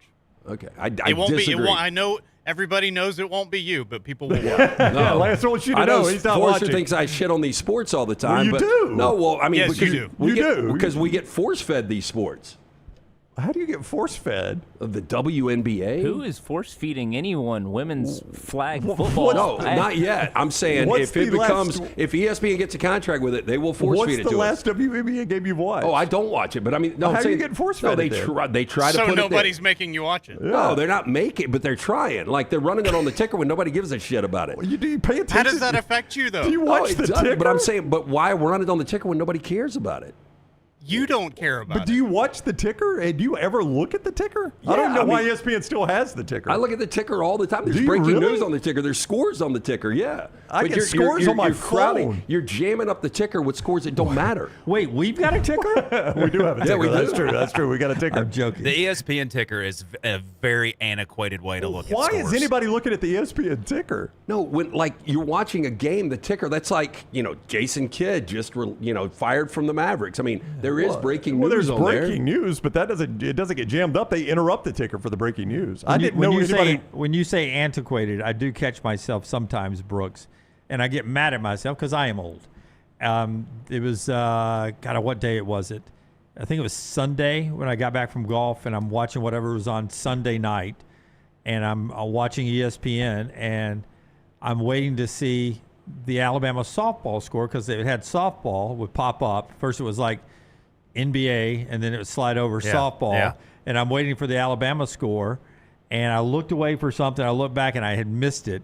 And, then it had gone to NASCAR, and then, I've been waiting for it to work back. And then as it worked its way back, I said to myself, what am I doing? Look at my phone. I looked away to look at my phone, missing that on the ticker. I can just look it up on my phone. That's what I'm saying. And get the score. Why is anybody waiting on a ticker? But I I'm got waiting on the upset about ticker. it. Yeah. I'm watching the ticker when a game's on. But I get, you ever get mad at yourself? You're the I only got one mad I at know. myself. I was like, Yeah. what am I doing? Yeah. Why am I waiting I'm on the this only ESPN one, Brown. There's a ticker for a reason. No, the I just think breaking it's funny news, that's that- usually where I see any breaking news Yeah, first. okay. Well, that's is aside from the ticker. They can show that at any time. at the bottom Yeah. of the screen on the ticker. But I'm I just saying, if think you- it's funny that the occasional mention on the scrolling ticker is being force-fed. I'm not just talking about that. If you turn on if you turn on programming for ESPN, they'll roll out wrestling, very niche. They'll roll out WNBA because they've got these television contracts. So if it ever does come up, and by the way, I'll do everybody a favor. I will retire. I will never work another day in my life if that becomes the number one sport. I don't think it will ever number one will. female sport. Yeah, number one female women's sport. college. When it passes the ratings of a Caitlin Clark game, I will shut it Well, down. that's an NBA, WNBA, so it's No, got I'm to talking pass. about It's got to Iowa. pass. Her days at Iowa. Her games at Iowa. her It Iowa will days? never hit that. Yeah. There's no market for it at all, outside of parents and friends. That's it. I do get frustrated, to back up Lance here, I do get frustrated during college basketball season when I am watching a game or just turning the TV and I see what's a good example? It's March Madness. They roll out the select show. Yeah. We've got to immediately do a women's selection show. The regular season one I hate. It's like, oh, North Carolina Duke are playing today, and I start trying to find it, And then I realized, it's North Carolina women playing Duke's women because of the ticker at the bottom. That bothers me sometimes. No, I'll tell you Sunday, my friend Sisk says Sunday's the biggest liar on TV because you'll turn on TV on a Sunday in the winter and it'll be like, Purdue, Indiana, all right. That's right. That's the logos are on your right. TV. Purdue, Indiana. Let me watch that. At least I got a Big Ten game this afternoon. The first thing you see is a set shot for 3. Yeah, 100%. Don't they usually put a W in parentheses beside it? No, they do not, Brooks. You're incorrect about that one. They used to. They do. Not on YouTube TV. Not on the thumbnail, I guess. Yeah, sure. Before all the... it's on the ticker. Y'all don't look at the ticker? I don't. Before the misogynistic labels continue to fly out if they're coming out, I'll say this about they push the Dallas Cowboys way too much. They do. I love Michael Wilbon calling out his own network yesterday saying, why in the hell are we talking about Aaron Rodgers? He is so irrelevant. He was like, this network talks about Aaron Rodgers way too much. The only breaking news about Aaron Rodgers will be when he retires. I agree 100%. I'm saying they force feed a lot of different things. Would you say over/under we talk more LA Rams football than any other podcast in Birmingham, That's because Alabama? I bring it up. Yeah, that's because that's what I want to talk about. We talk a lot of shit I don't want to talk about. I know. So trust me, I get the Rams in when I can. I know. That's just my point being that. They do the Cowboys for ratings, I assume. Yeah. I don't do the Rams for ratings. I do the Rams because I'm passionate about it. Yeah. I'm really blown away that people still look at the ticker for scores. Well, why the fuck do you think they would run it all the time? Why do you care? It's I'm just saying, but there's a reason they run the ticker. Well, McAfee does it for so you don't look at the sponsorship. Ticker, no, that's impossible. McAfee does just it like for you don't know your sponsorship. horoscope. How is it impossible? Now, because you can't watch the TV without seeing the ticker. Why are you looking at it? It's impossible not to see. It's part of the screen. Lance, I don't even know if it's on during the games. I hadn't looked at a ticker. Do you know that it's on our show? Yes, but that's different. I mean, why is that different? Because it's not giving me scores that I get on my phone instantly. Why would you sit here and wait for this to cycle around for a score you care about? I'm not sitting there waiting on the Dodgers-Padres score. I'm saying it's running nonstop, and there are things that you look at when it's on there. Are the Dodgers and Padres playing today? That'd be a great series. Does that start this weekend? No, they've already played 2 games. Game 3. Lance does not believe I did not know my horoscope. That's impossible. How is it impossible? I don't pay attention to a horoscope. Do you guys think 50 years old, how you couldn't know your horoscope through the years? It just seems impossible. You mean what your zodiac sign is? Yeah. Well, like the month you're born, like that thing? Yeah, you know what your zodiac sign is. I did not until somebody told me. Well, I mean, this year. Most things. So you didn't know your zodiac sign until this year? No. Well, I mean, I don't think it was this year. I think Lance has overstated that. No, it was at trivia. I remember. Well, I think it came up that I didn't year. know it, but it's been recent that I knew it. I mean, why do I care about a horoscope? Why would I pay attention to that? I don't know what my digital sign is or my what sign? My zodiac sign is. Digital. I don't know why I said digital. Your digital sign is at Ryan Brown. That's it. That is Ryan Brown Live. Are you a 0 or a 1? I'm a 0. Trust me. Yeah, zodiac sign means nothing to me. Like, I don't know what they are. It means nothing to me, but I'm just saying you but find it hard to nowhere believe along the way, nobody said you're a Pisces. They may have, but it didn't stick with me. You're an Aquarius. I mean, I'm not going to say nobody told me that all along, but it's not something that if you would have said, what's your zodiac sign? I would have said, I don't know. I didn't know. Now, LT and I don't go look at our horoscopes, but I knew I was Sagittarius. I've known I was Aries forever. Yeah. Which Taurus. is what I am, right? Yeah. Which the Ram, since I was a right? little kid, but I mean, to Dunaway's point, it used to be a big thing in the newspaper. Like, I think they did a daily horoscope, didn't Yeah, it they? was like next to the Dear Abby. Yeah. I mean, I'd never One read page that over from the comics. Yeah. Yeah. I mean, I guess back when they America was good. They probably still do it, I guess. I couldn't tell you. Well, not in the newspaper they don't, but they don't print those anymore. Probably could find it. Well, let's see. Somewhere, I would think. Hey, Siri, what is my horoscope today for Sagittarius? I wonder if I'm having a good day or a bad day. See, now there's all these like different kind of signs, like rising signs and moon signs, and that's the quickest way for me to know that like I should stop. What's your horoscope today? Hold on, I've got to accept all the cookies.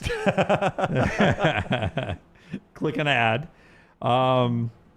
It takes 2 to tango. Sagittarius, after the sun blasts into your 7th house of partnership today, forming dynamic duos will fill you with energy. Between now and June 21st, you can pair off with a creative collaborator, a professional cohort, a love interest, or a BFF. Your closest bonds will give you vitality, and you can learn more about yourself by looking at the role you play in relationships. Maggie and I do have an afternoon date. We're going to see there a you movie. go. You just Since fulfilled there's your such a horoscope. source of strength in the coming month, remember to make the VIPs in your life top priority. I mean, Brown, that really hit home, to be honest with you. Here's ours, Brown. I mean, that hit home to me. Is this mine today? Here's the Aries, May And I'm 20th. not a Sagittarius. There is the likelihood. It might just be vague. Likelihood that you've been a bit of a loner lately. It's as though you decided to look at things differently from the rest of the world, rejecting the individualistic viewpoint in favor of a more global one. Today, you may achieve a new phase in this process. You may attain some summit of consciousness from which you finally have the ability to forgive. This is the most broad. There's another home run, by the way. Every time I look down there, they're hitting home runs. Yeah, it's a joke. The Castellanos? Yeah, it's the most broad and vague stuff. You may meet someone today. You may fall asleep early That's tonight. like psychics make 1000%. Yeah, psychics I make thought broad mine was statements. very precise. It's like the fortune cookie's got to be vague, right? Yeah, there's an entire industry around selling people these junk crystals. Yeah. And then you focus on your horoscope near one of the crystals, and it'll Tell you what, I'm going to focus do on my golf. do different energies. I'll focus on my golf swing instead. How about that? I carry some crystals I just got shipped on Amazon in my golf bag. How's that helped you? It's helped me a lot. You shot a 47 on the front yesterday, you told me. But I shot a 37 on the back. Well, you need better crystals then. Yeah, 37 on the back. Best 9 holes I've ever played. What kind of crystals are those? Light. All right, that gets us to trash today, brought to you by our friends at Michelson Laser Vision. Tell us about Michelson. 205-969-8100. I wore the contacts for about a decade. I wasted money each and every year on that. Finally, in 2003, I went to see Dr. Mark Michelson. Used to be located at the Summit, now UAB Highlands, conveniently located over there. Got the procedure done. Only took 12 minutes for both eyes. 20/15 vision, better than 20/20. Make the phone call that I made. Ask for Amy Toe. The next round sent you. Dr. Mark Michelson, Dr. Jen Michelson. Best in the business. For more information, michelsonlaservision.com. What is the charge? Eating a meal? A succulent Chinese meal? Oh, that's a nice headlock, sir. Oh, yes. I see that you know your judo well. Get your hand off my penis! LT's Trash is presented by Bud Light. Easy to drink, easy to enjoy. Our friends from Bud Light. We will start first today with Name That Celebrity. I came across this picture. I went in there and I told Tyler we might have to start doing this once a week or so. But can you guys tell me, this guy just turned 70. That guy is the lead actor of Slow Horses. I don't know his name. Gary Oldman. Gary Oldman. Is that It him? is not. Okay, Looks like Gary Oldman, though. I know it is, but it's got some William H. Macy in him a little bit. God, that's a bad day for William H. Macy. No, is that Alec Baldwin? You know who would hate that most is Alec Baldwin. That is a Bluegrass Band shirt, I believe. I don't know if that's any giveaway on that. Bluegrass Band No, hat it is and haircut. not. CBGB's is an old dive bar from New York. I thought it where was a all bluegrass the band. Punk bands would play. Oh. Yeah, that's where the Ramones got their start. Is that Nick Nolte? It is not Nick Nolte. Is that Neil Young? It is not, but he does have the hat and the hair a little bit, but no. Who we got? This is CSI Miami's David Caruso. Woo. Wow, are you serious? The red-haired guy? Oh, yeah, the little bitty. How long has it been since that show's on? I think it was the not, 80s, not right? long- Or no, 90s? no. That was like 2000. I think it was like a 15 or 20 year They run. used though. to show. I used to always see the previews for it during SEC games and the Dolphins games. Remember, he went from NYPD Blue, tried to have the big movie career, flamed out, and then he got back into television. Yeah. But that is amazing that dude looks like that at 70. Jody in the chat room guessed Axl Rose. That's actually a really good guess right there. He's a ginger. Yeah. Bride has come under fire on social media after charging guests $250 to stay at an Airbnb for her wedding, and they'd have to sleep on an air mattress. Now, when you're celebrating a friend or family member's wedding, you're expected to shell out for your own transport and typically accommodation. This has increasingly been the case as more and more couples are having destination weddings as well. Others are surprising guests with mid-wedding wrestling matches. Some guests will pull together with others so they can book a hotel or an Airbnb to save some money. However, in the case of one wedding guest, they were told they were staying with the bride and groom and their families. While this might seem like a joyous moment, it turned after they were told they were to pay $250 to attend the wedding, and they weren't even guaranteed their own bedroom. Now, the invitation was posted on Reddit, who noted that the maid of honor 2 and the $250 is the cost per person to attend the wedding in full. Quote, so the wedding will be on Monday. They're telling people to come in on Sunday, leave Wednesday. $250 covers the Airbnb, food, drink, the entire stay. You pay the $250 regardless of when you come or leave. Yeah. I tell you, I will pay to go to 2 weddings, and they are my daughters. I'm going to have to pay for those. That will be it. There is zero chance I'd pay to go to a wedding. That's what I said last night. That's my last graduation. In fact, I'm with you. Well, I can't say that because... yeah, I say that too, but I hope that's my last graduation. I was thinking a spot in hell would be you get thrown in, you have to listen to bad commencement speaks, which, by the way, shouldn't be any commencement speeches if you don't have somebody that... They got to be a big time. Yeah. Yeah, high school doesn't need a commitment speech. A high school superintendent doing the commencement. Let the valedictorian speak, let the class president speak, and let's get to dinner. But can you imagine if you were in eternity and had to sit at the graduation? Graduations are awful. But, I mean, Leighton's going to grad school. That's why he backed off on that. I saw that real She quick. may not walk. I mean, when you get a master's, sometimes you don't walk. Okay, I was laughed at in my family for asking Anna Kate if she was going to walk when she graduates next year. It's at South. That's not a stupid question. I didn't think so either. I think she probably will. So I think they laugh because she is walking. Oh, she's walking? No, they laugh because I asked the question. Why did you think that was not going to happen? And Jennifer was like, why are you asking your dad about this? He did not graduate college. Dude, a So guy... Maggie didn't walk in the Duke commencement, which was hours long. She did both religious ceremonies, the walking in the divinity school. Right. Dude took a full header last night on stage. Oh, no. That's so embarrassing. I hate that. And he got up and everybody clapped, but it was almost like it was so preposterous. Yeah. It was almost like he did it on purpose. Yeah, it's like a TikTok Because he went flat. Big dude. Graduate? Yeah. Oh, that's terrible. Yeah. Like I walked in high school, did not walk in college. I was an August grad. In fact, I would pay $250. I know Brown didn't walk in college. I did not. In fact, I'd pay $250 to get out of a wedding.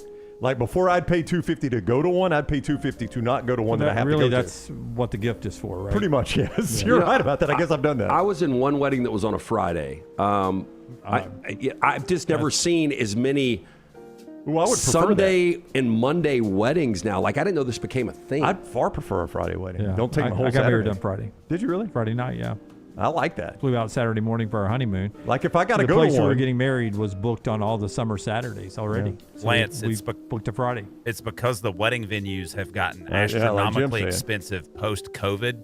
Like, I mean, it's insane. No, I know that. I know it's a little less expensive, but man, doing it on a Monday is really difficult. I've heard several people doing midweek weddings because of just how much cheaper everything is. I went to a buddy's wedding last year. It was on a Tuesday. Given the choice, though, of a Friday wedding or Saturday wedding, I'd gladly go to the Friday one before the Saturday.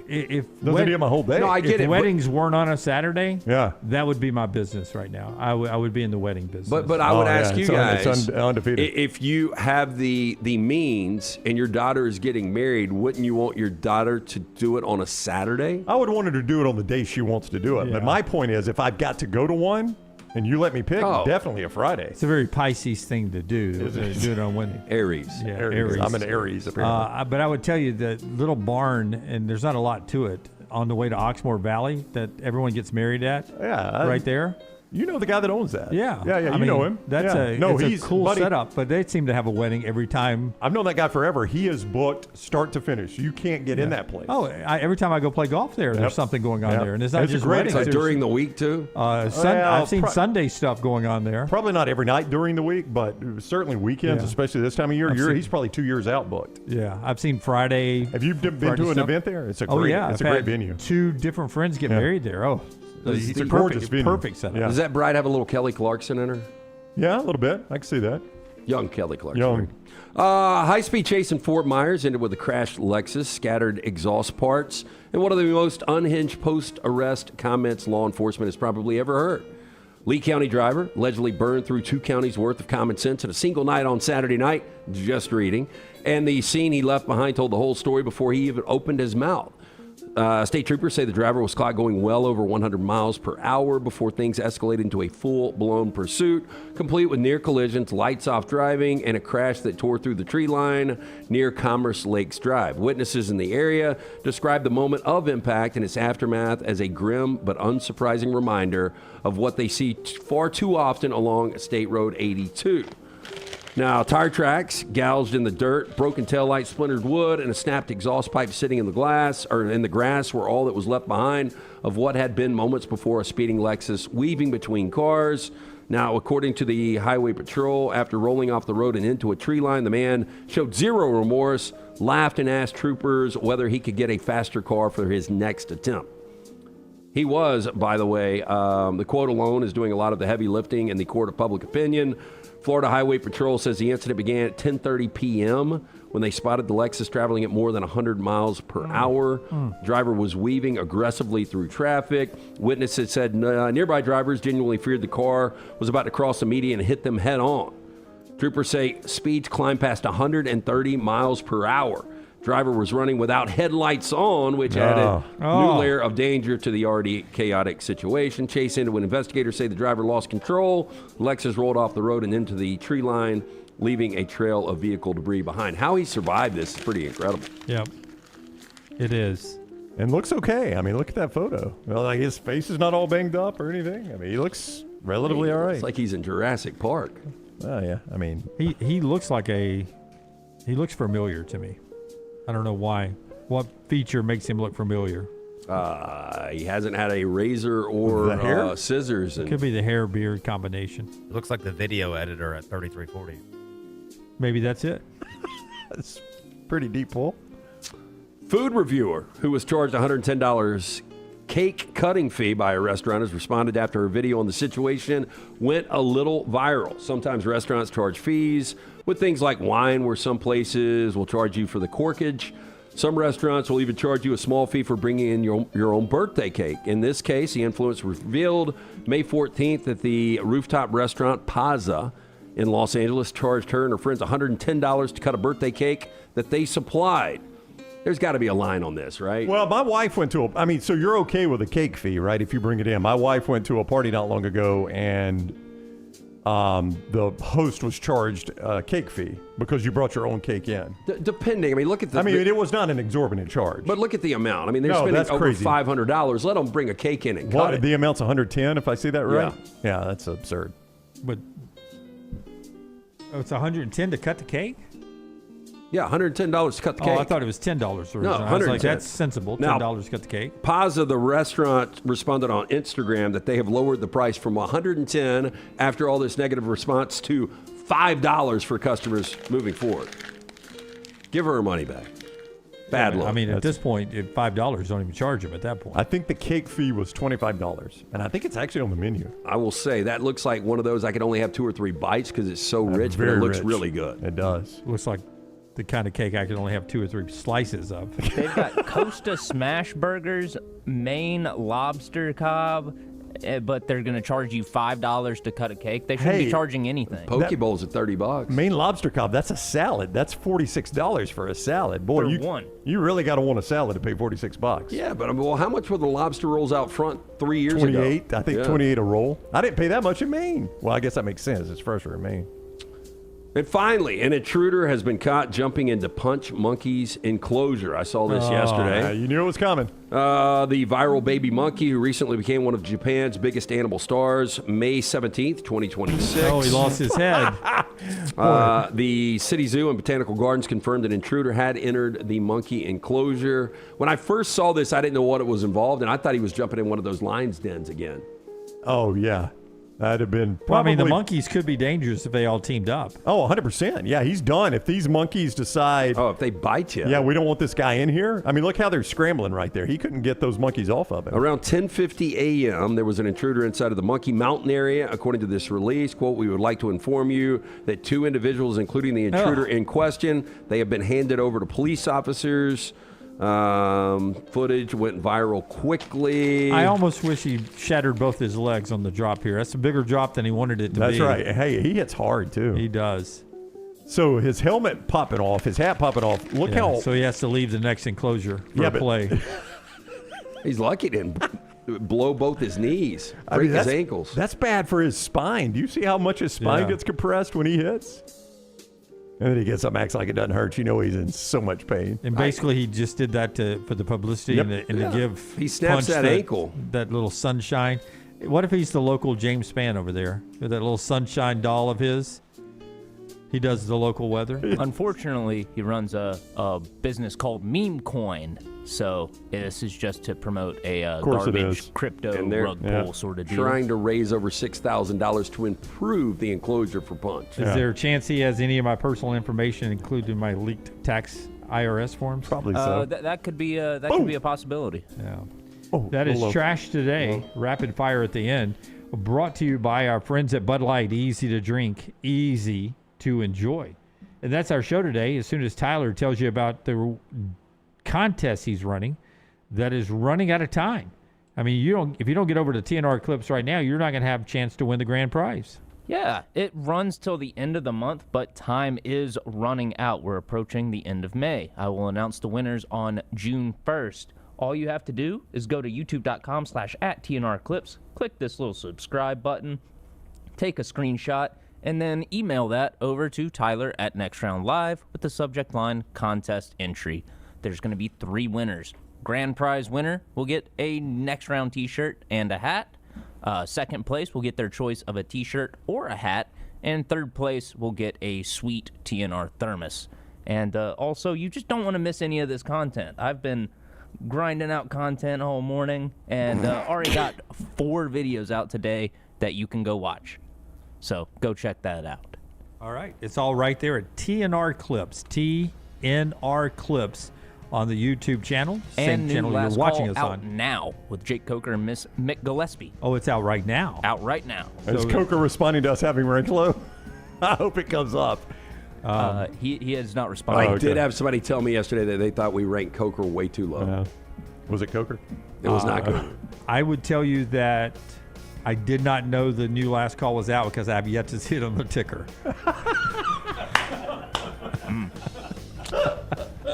That's our show today. Until next time, God bless you and God bless America.